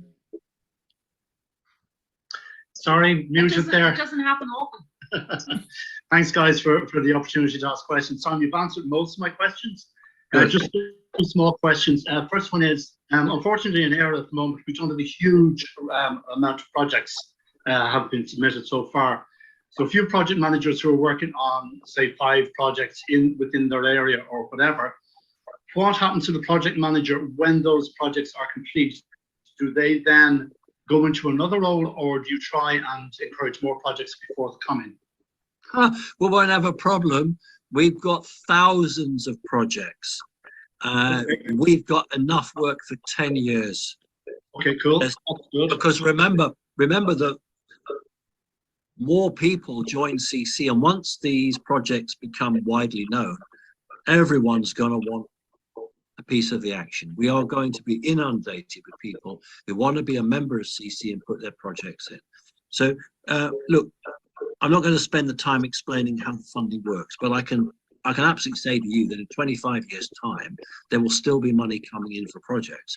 These project managers will be, we'll have an army of them. Great. Okay, so time to get on the med beds. So I'm still around 25 years to do it. Don't laugh, because that actually is a topic of conversation, that certain people need to be around for another 50 plus years to make all this happen. That's a real conversation piece. Yeah. Thank you. Misha, have you got any questions? Julie? And no, actually, I let my spokesperson ask tonight, but thank you. Okay, well, the one that couldn't unmute. Yeah, okay, we'll let you off. Yeah, for a change, Simon. And secondly, project managers are always normally from inception to completion. At what stage would the project manager be engaging with the project? Based on the experience as a project manager previously, I would have been in situations where projects were being initially set up and management and I suppose initiators being appointed. So where do you see the project managers coming in? At what stage? Is it in when someone goes as soon as the originator is approved, they will be given a video link to introduce themselves to the project manager, and they will then arrange a conversation, and the project manager will have a protocol to follow. So as soon as the originator is approved, within 5 working days, they should have had their first connection with their project manager. Okay, thanks for that, Simon. Thank you. Pleasure. Thanks, guys. Delphine? Yes, good night. Thank you, Simon and Carol, for this event. I have a question from some of my members. Can a project be not profitable? Yes. Okay. Okay. Can we mix paid activities and free ones in a project? No. Okay. You mentioned if I have a business today and if I shut it and I make a project of it, is it correct? That's a very naughty question. Right, that's so naughty. All right, if I have a business and I close it, can I reopen it? The answer is yes, you can, but you would have to let go of all the rights you had of that business. So you might say to me, look, it's a lovely building. It's exactly what I want. I would suggest to you that the QFS would buy the building from you. So they buy the building and then you have your project. So as long as it's not owned by you, there isn't really a problem. This is the problem. We can't have people owning a project because you as originators are custodians. You are there to manage that humanitarian project. It's like when the money comes in, it will come into a quantum account. And it was explained to me how it would work is that I would hold, on behalf of all of you, I would hold an account in Switzerland. There would be, say, 5 banks feeding into that. But that isn't my money. That's humanitarian funds. And I can't spend any of that on me. That money is purely for the humanitarian projects. Because if anything happened to me, that money isn't mine. It just goes back. And it's the same right down the ladder that we operate these projects on behalf of humanity, and we are rewarded. We will be given a wage, a pension, financially made secure as long as we do the right thing. That is the deal. We give up our time, and we hopefully are in a position, ladies and gentlemen, where you want to get out of bed. And if, say, you don't want to do a project and you don't want to do any of that, you want to be stay being a coordinator, or maybe you want to work in a project. This is a sort of role that makes you want to get out of bed and go and do this job because you're going to get paid for doing something that has a fantastic benefit. So this is the price we pay. We forget the materialistic world of I own this or I own that. And we've got to throw that away for a spiritual understanding that we have a legal relationship with the QFS that says, providing I do to the best of my ability and it works, I will be rewarded. And those people who start asking questions about, yes, but what about when I retire? I want to sell the property. I want to make money on it. Well, you're in the wrong organization. Go somewhere else. Okay. Good questions. Good questions, Delvin. They're good. I've been asked them before, and I'm glad you asked them tonight. Thank you. Thank you. Just a last question. If the project is profitable, where does the money go to? Can it be reinvested locally to some spiritual or helping other people? Right. Let's talk about healing center. Let me use that as a model. Let's say we have the healing center. Somebody comes in and they want to use a med bed. They don't pay you. They don't pay you for it. It's free. Now, when they've done that, they say, I've got a very bad arm and I would like someone to work on my arm to make it better. So in your healing center, 5 doors down, 3 days a week, somebody comes in from the local community who is qualified and they do the arm. That individual pays that person. You don't pay that person. That person pays that practitioner. You are not there to make money. You're not there to make a profit. You are there to break even. We forget the concept of profit. Forget it. We are not here to make money. We're here to be of service. You will have bills to pay. They will be paid for. You may need a new car. That will be paid for. You don't need to make a profit. You will be paid a wage. This concept of profit is the old world, the world we're leaving behind us. I know it's hard, but you don't make a profit. And what would you reinvest any money in? Because your friends in CC are running their own projects. They don't need your money. Do you want to give your money to someone else? Why? Why? We can't trust other charities. We can't trust other organizations. We can only trust those that have come through this very strong process to make sure that we're all right and we're okay. So we're not here to make money. Forget it. Okay. Thank you. Thank you very much. Fine. It's a good question. You know, people haven't asked me that. And people think, oh, well, that's a silly question. It's not a silly question. It's a really important question. All our lives, ladies and gentlemen, we've spent begging the bank manager for a loan to buy a car or a mortgage or money for this, money for that. And we're made to jump through hoops. Can you pay it back? And how much will you charge for this? And how do you know that will work? And you're made to feel about that small. That's not what we're about. What we're about is saying, I have got this most fantastic idea that will help humanity. And somebody who thinks like you do says, yeah, that sounds good. We'll give you the money for it.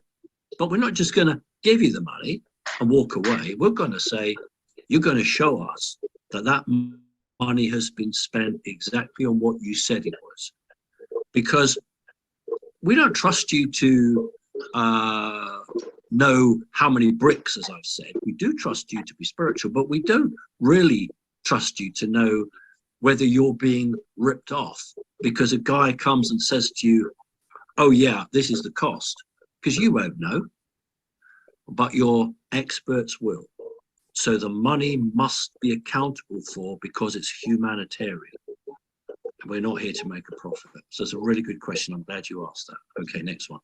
Simon, we've been going an hour and a half. Just keep going. Just keep going. Okay. Just keep going. Now, just keep what I will ask is the people that have put their hands up again, if Yeah, you I'm not want having that. questions, please put your hands down. No, I'm not having that. And Karen is next. Hi, Karen. Hi, Simon and Carol. Thank you so much for this. It's so interesting and inspirational for us all. If somebody has submitted more than one project, would they need to resubmit, and another member's happy to take the project on? Can another member do that? And would they need to do that under would you need to a resubmission? I understand the question. Resubmission? No, it would have the energy of the first person. And those of us who are spiritual, hopefully everyone here understands that. No, that person must put their own project in. And I don't really like the idea of somebody being a brain box and creating 10 projects and then giving it to all their friends. I would much rather individuals have it, because taking things off the shelf is something you've been given. It's not something that you have created yourself. In other words, if you fight hard for a concept, then you're going to not let it go. If someone just comes to you and says, here's a project, go and get it, you don't have the same commitment. So the answer is not really no. Can I add to that then, please? We've got a group project and it's evolved. So it started from similar ideas, and that the person who's happy to lead up that project holds a similar vision. So in that case, would that be acceptable? Yes, that is acceptable. Let's say you've got 7 people who want to work as a team. That's absolutely fine. The point is this, that in Florida, they're not going to have 7 of you come to an office. Not because they can't accommodate you, but because every time somebody says something, the other person says, well, hang on a minute, I'm not sure about that. And you just have an argument and nothing gets done. So the 7 of you have to have a vote to vote which person makes the decisions and speaks to them. Now, that is at that meeting. When you get back and you've got the 7 of you together, yes, you do talk and you say, this would be a good idea. No, we don't like that. That's fine. It's absolutely fine, as long as it's that named person who picks the phone up to the project manager and says, I want this, I want that. That's fine. Now, also, that individual will be receiving money. And it's up to them how they split their wages with the rest of the team.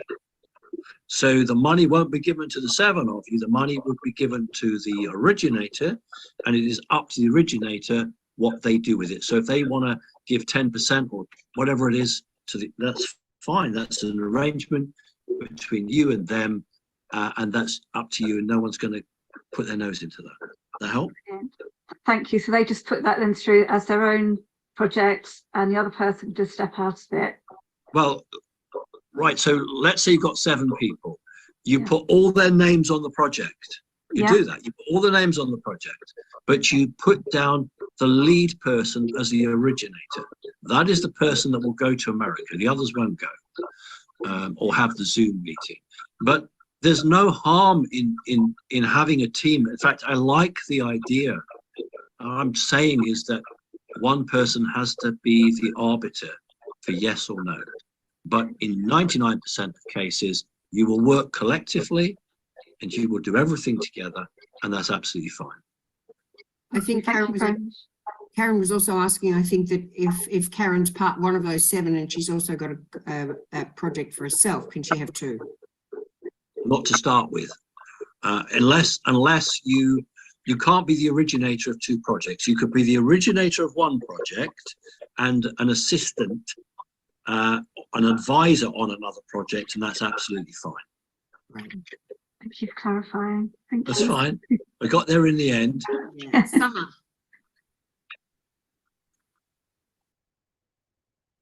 Hi there. Well, thank you so much. Simon, I believe it was in maybe a continental coordinator meeting where you discussed Indigenous nations and how that might roll out for them. I believe you said there was something separate. Could you review that for our Indigenous members, please?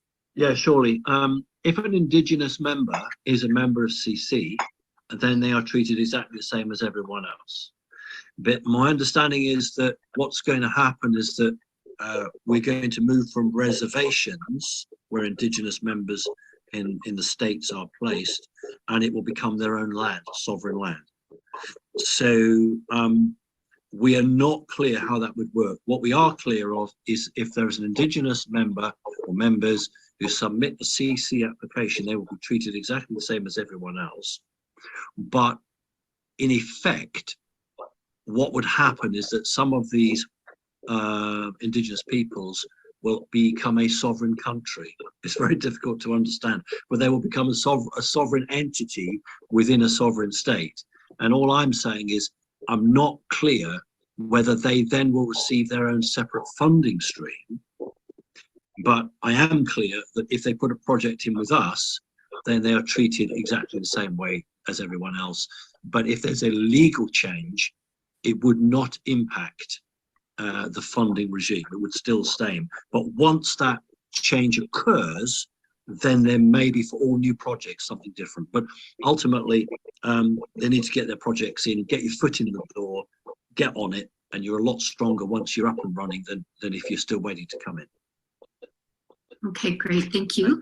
My next question is about the time commitment for project managers. So would it be possible for people to do a minimum duration as a project manager, say for 1 or 2 years? I think this is about people wanting to retire, but still. I think it will be on a yearly basis. I think after 1 year, they will either walk away or say, yes, please, I'll sign up for another year. Okay, It'll be a full-time job, but it will be very, very flexible. For instance, you know, that's a paid role, and if somebody becomes disabled or can't do the job, they will still be entitled to support, just like you would through a pension scheme. So, you know, I think that there's a lot that's not answered at the moment, and I think, knowing the people I do, that it'll be tested as and when these things occur. But remember that the people behind this are spiritual. And if it's a CC person, they will come back to me and they will say, we want your take on this. You know, we have a vision, but hey, listen, this is your person. What do you want to do about it? So I really wouldn't let these people worry. They're worrying. Trust God, stop worrying. Just do it, and then see how it goes. I know it's hard. People have got to learn to let go. For those of you, don't panic if I say use a tarot card. Don't panic. I know a lot of strong Christians don't like tarot cards, but the Fool tarot card, for those of you who don't know, is a guy with 1 foot on a cliff and 1 foot off the cliff. And this guy is so confident that he's going to walk off the cliff and not collapse.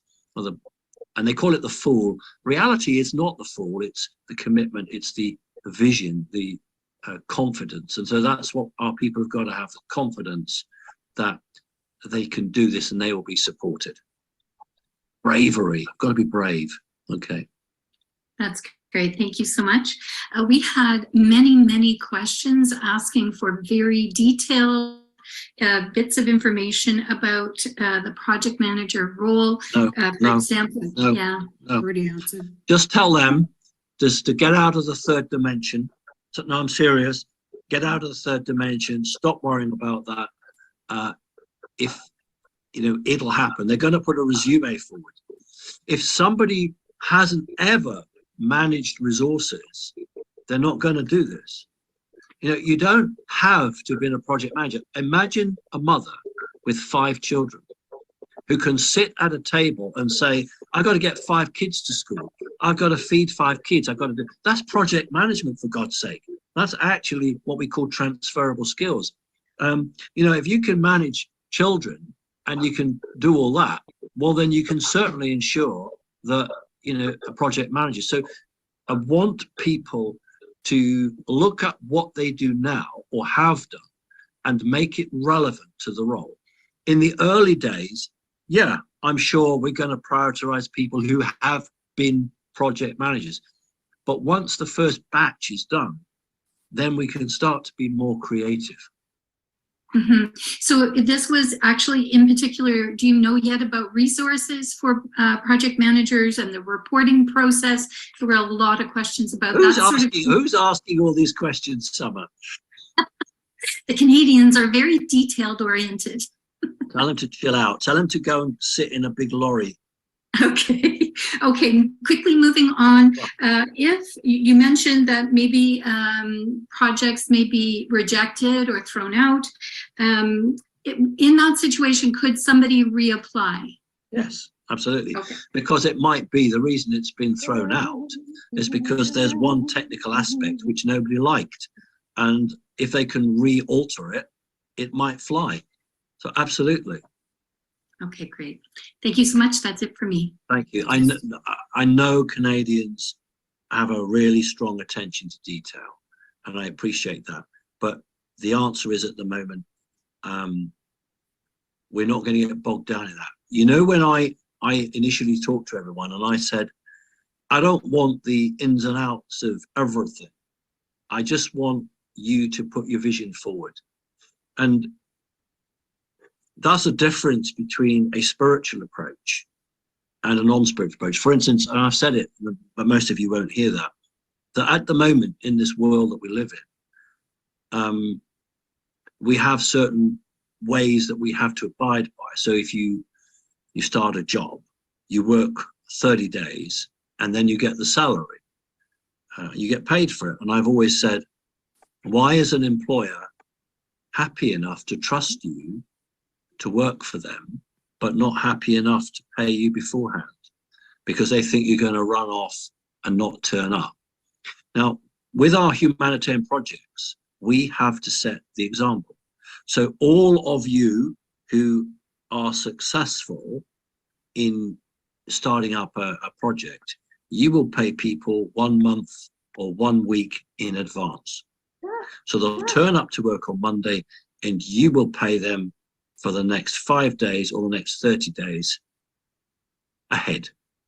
Because if we can't set the standard, nobody can. So we need to understand what spirituality means. It means that we trust our fellow human person. Next question. Haran. You just muted, darling. Got excited. Hi, Simon. I did. Thanks, everybody. Thank you, Simon. Quick question. third-party contractors for projects? To what level will everybody involved on the project have to be a CC member? Will there be any exceptions? No, the project managers will be CC members, but your lawyers, architects, accountants will not be. Okay, thanks. Perfect. Okay.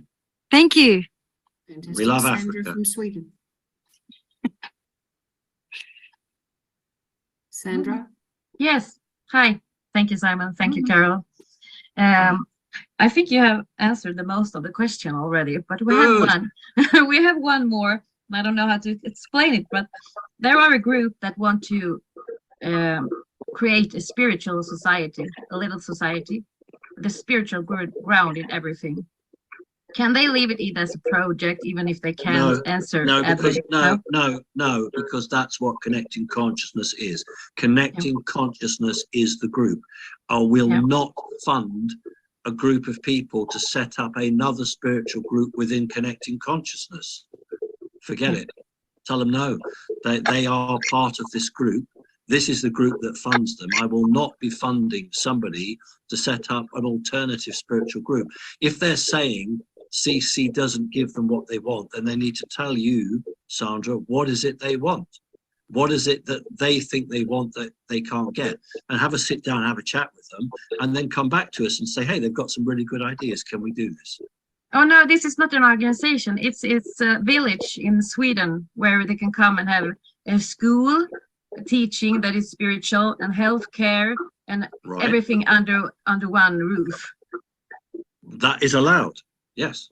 Yeah, but if they can't answer every economic questions, but doesn't matter. They wouldn't be expected to. What they're looking for is a type of not unlike what Mr. Tallinger is doing in South Africa with the One Village, and I would strongly suggest then that they contact him in South Africa. You can do it through the South African coordinator here. And say that they would mind a chat with him because they want to do what he's done in Sweden. Yeah, I can think so. Yeah, that's exactly right. We know that Michael Tallinger will be funded because Charlie Ward is going to fund him come what may. Charlie Ward is going to fund him regardless. So it's a great model. Why don't they have a look at that? I've got no problem with it. It's just the same question. They've got to decide who is going to run it. One person's going to make all the decisions. Okay, great. Next question. Thank you. Donna.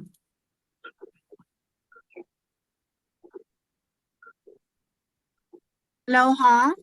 Much gratitude. Thank you for everyone. Simon, Carol. You've answered all of our other questions, and one question comes up about the projects themselves. Here in Hawaii, so much of our land has been bought up by nefarious people. And is it confiscated? Will that land be donated through the Oneness Fund for humanitarian projects? Because we have no commercial buildings for sale. We can't buy anything that isn't millions and millions and millions of dollars to put our projects forward, make them feasible. That's the main reason why Hawaii will become a sovereign kingdom, and those cabal lands will be taken back by the people. And that is the land that will be available for projects. So in other words, when Hawaii cedes from the states, which it's going to do, from what I've heard, then the cabal will lose the right to that land. That will come back for local people, local businesses to do something with. So that is in effect what will happen. However, at the moment, Hawaii is the 50th state of the United States. And if we have a project, it is down to Florida to make that work. And they will. Okay, so we can still be a CC project, but we would have to go through the sovereign countries. So we may not have projects move forward until that happens. No, not at all. If you have a project that's successful and starts this year, it starts just like anyone else. When Hawaii seeds, that's the correct word, and becomes a sovereign kingdom, you will still be funded through CC. The difference will be that the arrangements for monitoring will change. I will still monitor, but you might find that the Sovereign Kingdom of Hawaii wants its own accountants, its own lawyers. But as the head of the organization, they can't change me. And so that's, I understand from the little conversations I've had, that's how it would go. So it makes no difference to CC funding. It might make a difference to the people. For instance, in a country next to me called Wales, you cannot apply for a government job unless you're learning to speak Welsh. And it might be that the Sovereign Kingdom of Hawaii says you will have to take a test that, like the Americans make you take a test for the nationality. So what I'm saying is it's that level, but it won't impact us funding a project. Okay, thank you. Okay. Thank you. Okay, Brian Tinglin.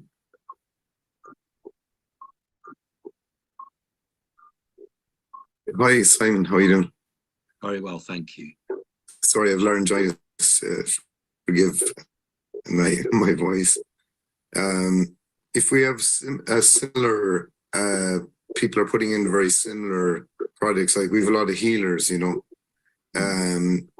Does every project have to have a level of uniqueness to it? Or really good, it's a really good question.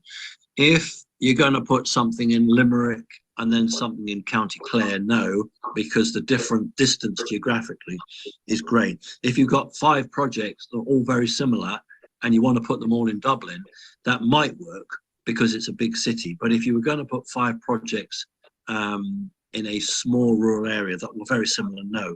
So you're right to try to get them to have a uniqueness if they're all in a very close geographical area. Yeah, yeah. And also, is the originator role quite adaptable? I know you probably answered this in a different way, but just like, for example, my program is the Quantum Learning Centers, and I'd like to have it to start in locally, but to build it out to where I'd be training people to train other people, if you like. Well, that sounds perfectly good. I don't see a problem with that at all. Yeah, sure. And I have an existing online business right now with it. You just started, but well, that would have to be, you'd have to set up a completely new online business, which was not for profit, to service the humanitarian project. Yeah, like I could shut that down right now. It's just a website, because I really want it to be a free humanitarian. Once the funding comes in, then that's what you do. No problem at all with that, Brian. Because my vision is for it to be, and I've worked on it for decades. It's my life vision, to be quite honest, and it's to have it free humanitarian centres in every town. Sure, Brian, it's fine. I've got to move on because I've been at this. How long have I been here? 2 hours, is it? 2 hours. 2 hours. Come on, guys. Yeah. Come on, guys. Let's get going. Okay, Anna. Hi, Simon, and everyone. Carol, thank you so much for all you do for Simon, helping out. So I got 4 questions, and I'm just losing my page here. Bear with me for a minute.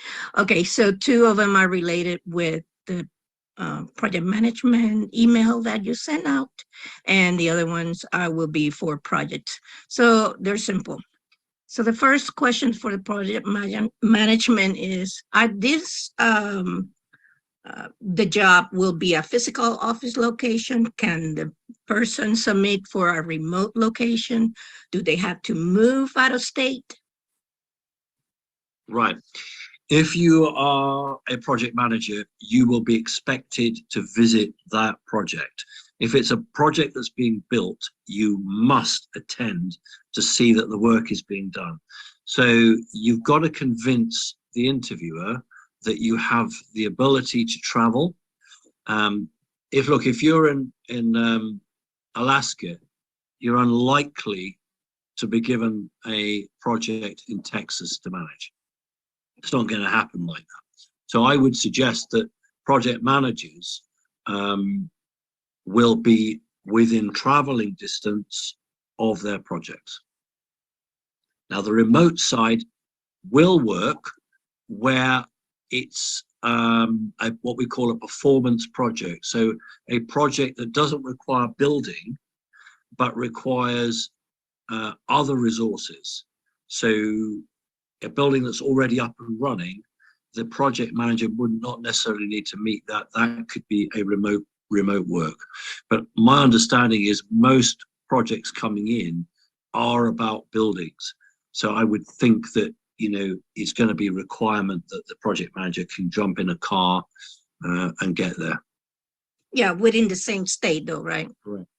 Yeah, okay, great. Okay, and then the second question is, the message went out to all the people that submitted projects or to the whole CC membership? The whole CC membership. Okay. Well, I didn't understand the question. What was that, Carol? I didn't hear that. The whole CC membership. If the project manager position went out to the whole CC membership. Yeah, apparently not everybody got it. But if the reason why I'm asking if there's anybody that has served as a project manager and they had that experience and they did not receive that email, then are they able to apply for the position? Yes. Because I noticed that not all my men. I don't see why they can't. All they need to know is the email to reply to. Yes. Yeah. Okay. Yeah, because I noticed on the database, not all my members received all the email. That's why I was asking. It did go to all members. The thing is, if they've stopped their emails or if their email boxes are full, we often get a lot of emails that are not deliverable. So it's really up to them to make sure that the members need to whitelist our website, our what's it called? Our addresses and the server address, and then they will always get the emails, or they should get the emails. Okay, thank you. Thanks, so the other one was some of them asking, they got so much information about their project, and this is something I say, well, you know, the original questions that were submitted on the initial version, because there was 2 versions of how to submit the project. The first version didn't have that many questions. The second version that we provided the link to, they have more questions to answer. And so they were asked if they needed to transfer the information to the new one, but they have additional information that was not able to. Carol. Yeah, we don't need it, sweetheart. We don't need it. Simon has actually answered that. They can take it to the meeting, and that's where they can process all that sort of stuff with the meeting, the 20-minute meeting. Thank you. And the last question is, if a person submitted 2 or more projects, they were told that they could submit only one or make a decision on which project, but then they changed their mind. How could they change the mind of the... Okay, if they want to change their mind because they didn't realize that it was the preferred project, that's fine. The thing is, they'll have to give you the information, and then you either go to Constance or to me, and we can get that fixed for you. Okay, great. Thank you. Okay. That's fine. It's really interesting. You can see where some of our poor coordinators are really getting screwed by the members who are really putting you under pressure and giving you all these questions. To be honest with you, if members took the trouble to reread, a lot of these questions would have been answered before they bothered you guys with it. It's easier sometimes for a member to come to you with their problem and try and get you to answer it than it is for them to take responsibility and go and find the answer themselves. And so for many of you, just push them back. Say to them, oh, I think you'll find the answers there. You go and do that research. Try and get them to be a bit more independent. Next question. Well done. Alfred.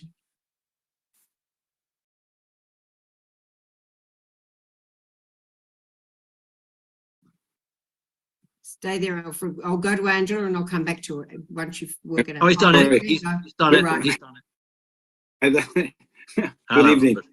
Thank you, Hello. Simon, for inventing CC. By the way, it's a great organization, and I'm proud to be there. Thank you.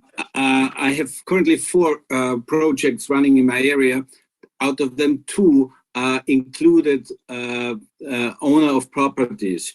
Now, what would be the message? Should they sell or offer it to CC, respectfully to the QFS team, in order to be able to proceed with these projects, or what is the message I can give them? They will, if the project is good, they will attend the meeting in America. They will explain that they have this property, but they are willing to sell that property to the QFS. And then they would run that humanitarian from that property. Okay, so I can submit this to my... Yes. Okay, thank you. God bless you. God bless you too, Alfred. Thank you. I believe I missed Dr. Chris. You haven't got your camera on, so for some reason my computer's not working. So Dr. Chris? Hi, Simon. Hi, Carol. In one of the questions, you mentioned retired and retirement. My question is, does an already retired person excluded from a job, management job? No. When I say retirement, I mean somebody who mentally and physically is no longer capable of doing a job. You could be 85 years old and still be doing the job, and that's perfectly fine. But you could be 65 and you're not capable of doing the job. You've done it for 5 years, you can't do it anymore, so you would then be retired. It's literally when that individual feels that they can no longer do it successfully. There's no number, there's no age here. It's down to the person to tell us when they've had enough. Thank you very much. Pleasure. Thank you. Okay. Angela from Maryland. Thank you again. I have just one clarifying question. It sounds like many of these projects are one and done, meaning it's a building or facility, and once it's done, it's in perpetuity and the originator stays with that project. What about things that are meant to be duplicatable? One of the things I'm thinking of is my own project that is for sustainability and self-sufficiency throughout communities and neighborhoods. So it would be something that I can foresee that would happen in many places. Is that something that would be approved, or does it have to be one specific, like a building or a facility or something that needs to be maintained in perpetuity? Right. You will do that because you need a head office. So you would start off with this concept, this project, and that building becomes your head office. And then after 6 months of successfully doing it, you will reapply and get a second project, and so on and so forth. But you will always have to have an HQ. So even if you spread outside of the state, that original building is where the head office is. That's where the meeting rooms are. That's where the people meet together to make the decisions. And you can work out amongst the community and have outreach stations or whatever you want to call it. And that's absolutely fine, but you've got to prove yourself to the QFS. And once you've done that, they will then trust you by giving you more chances to open out your vision. Thank you, Simon. Thank you. Bless you all. Pleasure. Oh, bless you. Thank you. Bev. Good morning, Simon. Thank you so much. A question that is a bit off sort of whatever. I know I'm blurry. I'm so sorry. That's all right. I thought it was me. It was you kept me here so long, you guys. I thought I was seeing you all through blurry eyes. Oh, look. You've She's frozen. touched the camera and she's frozen. Yes, No, my internet. I'm working on my internet at the moment. Quick answer question then. Yes. My question is, as you know, I come from Zimbabwe, and I'm also part of the Asia thing. So some of the countries have to have original people from that country as part of a job or whatever. So how does that happen with all of our projects? So, for example, in Zimbabwe or Thailand, where they actually have to have people from their country as part of their work process. How is that going to happen? What we have talked about this is that we would apply, those people apply for dual nationality. Okay.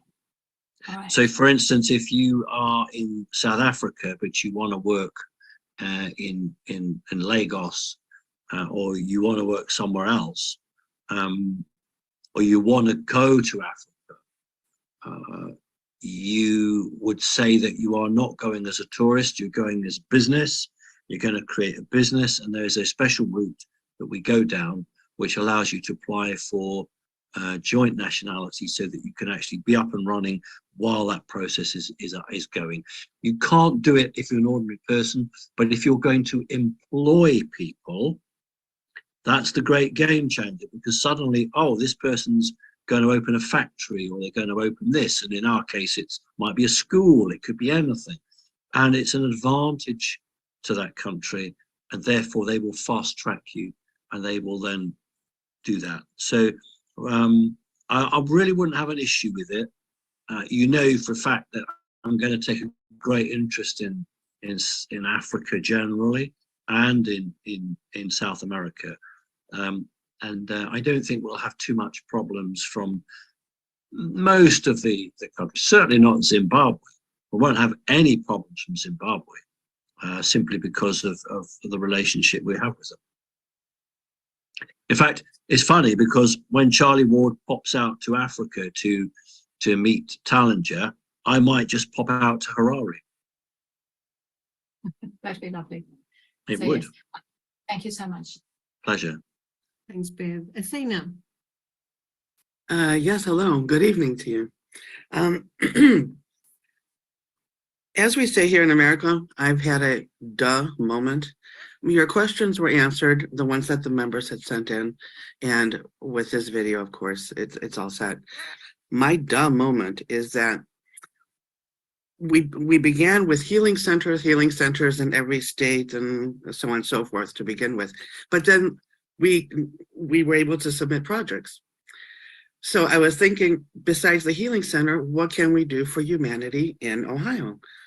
And it just hit me now that the healing center is it a given for each state eventually, or should that be one of the projects also?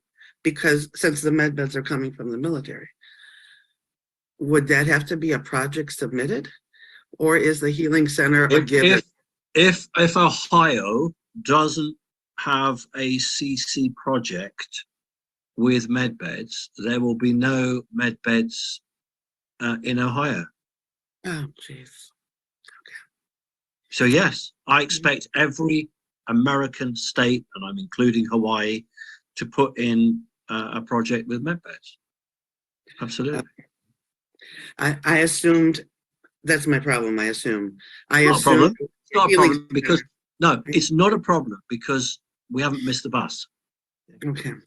It's just fun. You just go back and you just say, hey, listen, we spoke to Simon, it's been clarified, it's fantastic.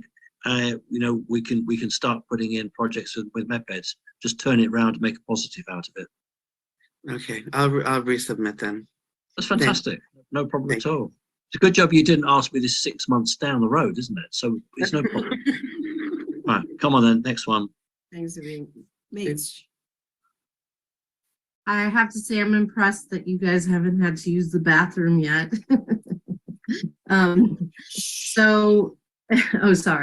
Sorry, Carol. Most of the Arizonans have land that their proposals are proposed for, and it's their home.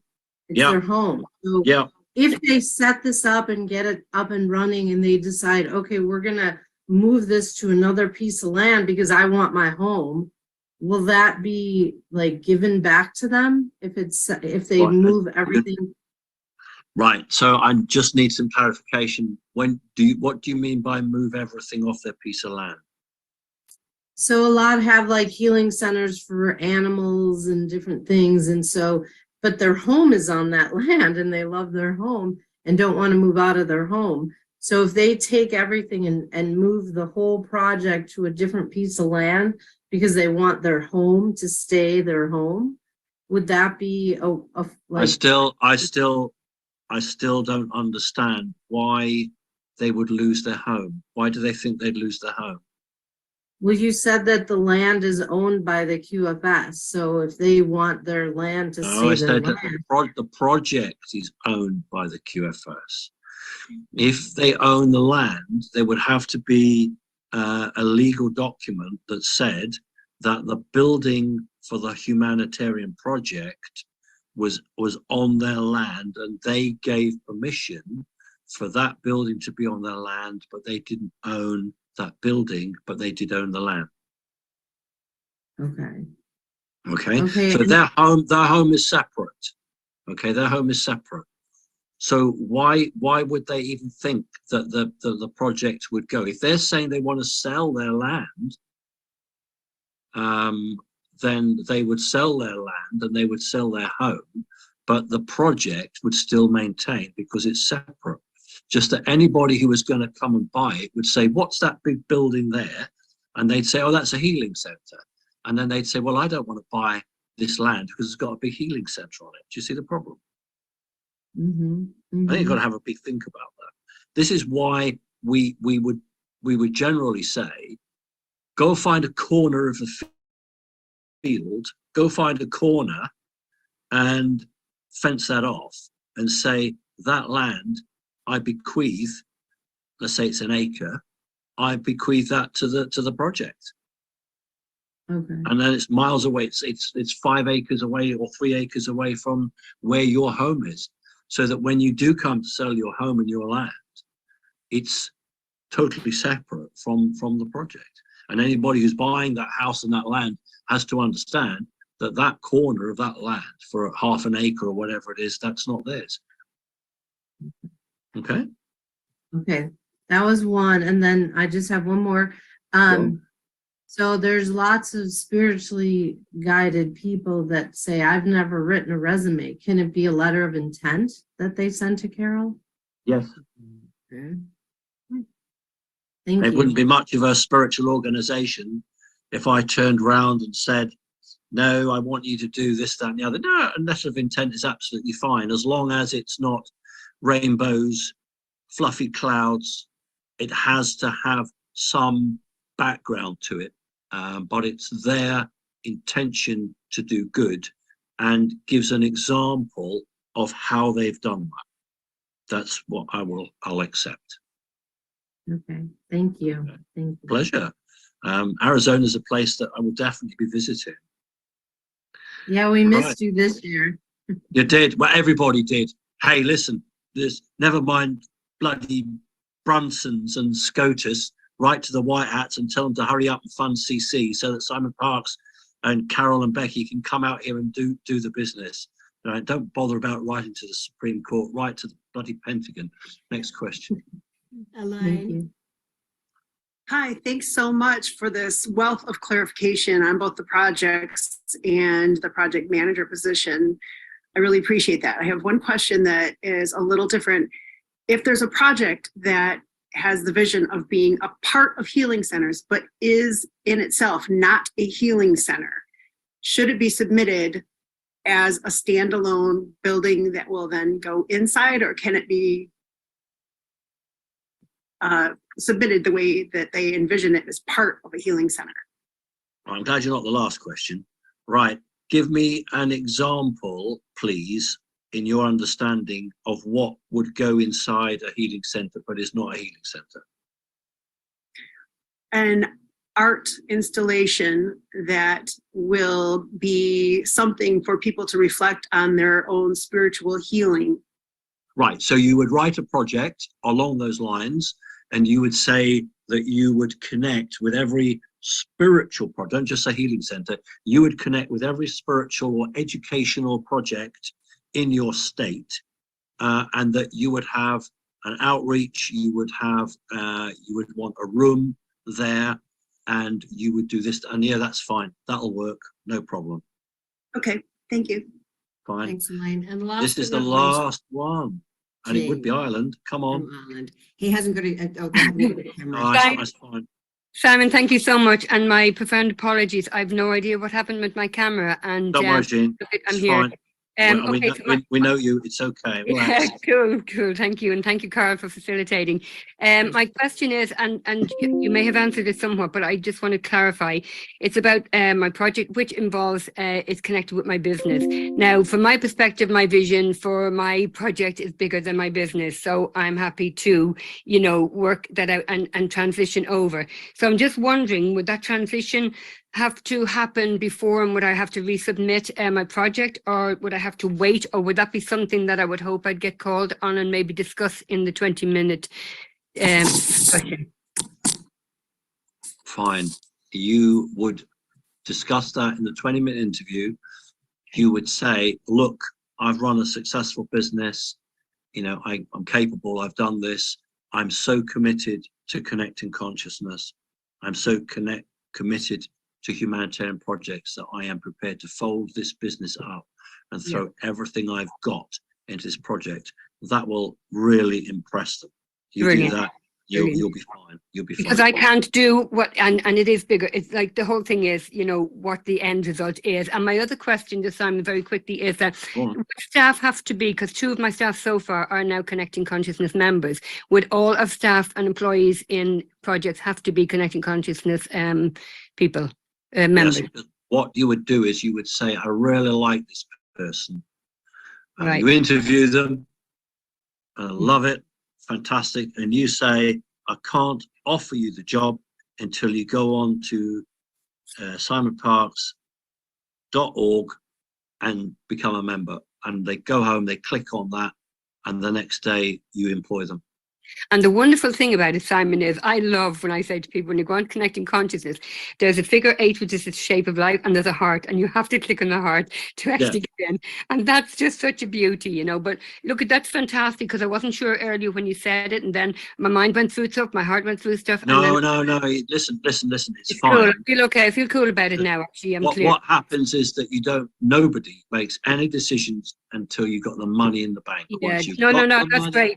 Because my business and job is a service, and that service needs to keep going. So once we can transit it and then explore it and grow it. 100%, Jean. Thank you so everybody, much. Okay. Lots of love. Thank you for being in this organization. Thank you for giving your time. We are going to look back and say, we made the right decision. What a shame lots of other people didn't. And you've got a hell of a lot of responsibility on your shoulders, whether you're an admin, whether you're a coordinator, whether you're going to be a project manager, doesn't matter what it is. You are literally shaping the world of the future. So well done for having the confidence and the courage to actually break free from the matrix and be of service. Carol, I love you lots. Where's my other American coordinator gone? Where is she hiding? She gone? Constant, she's there. Oh, I can't see her on my screen. Lots of love to you. Thank you very much indeed. Carol, good luck with your training session. And, I'll catch up with you guys tomorrow. God bless. Okay, bye, darling. Thank you, Simon and Carol. Bye. Thank you so much. Thank you, Carol. I'll just reiterate, guys, can you all hear me, that this recording will be available to you. I'll actually be sending you the link individually, and you can download it onto your computer, and then you can share it as a Zoom with your members, but please do not send it to members. So you can download it onto your computer, you can share it as much as you like, but please do not send it out to members. You can share it on Zoom or whatever. All right. Thank you, Carol. Thanks, Thank you, so much, Carol. everybody. Thanks, Carol. Thanks.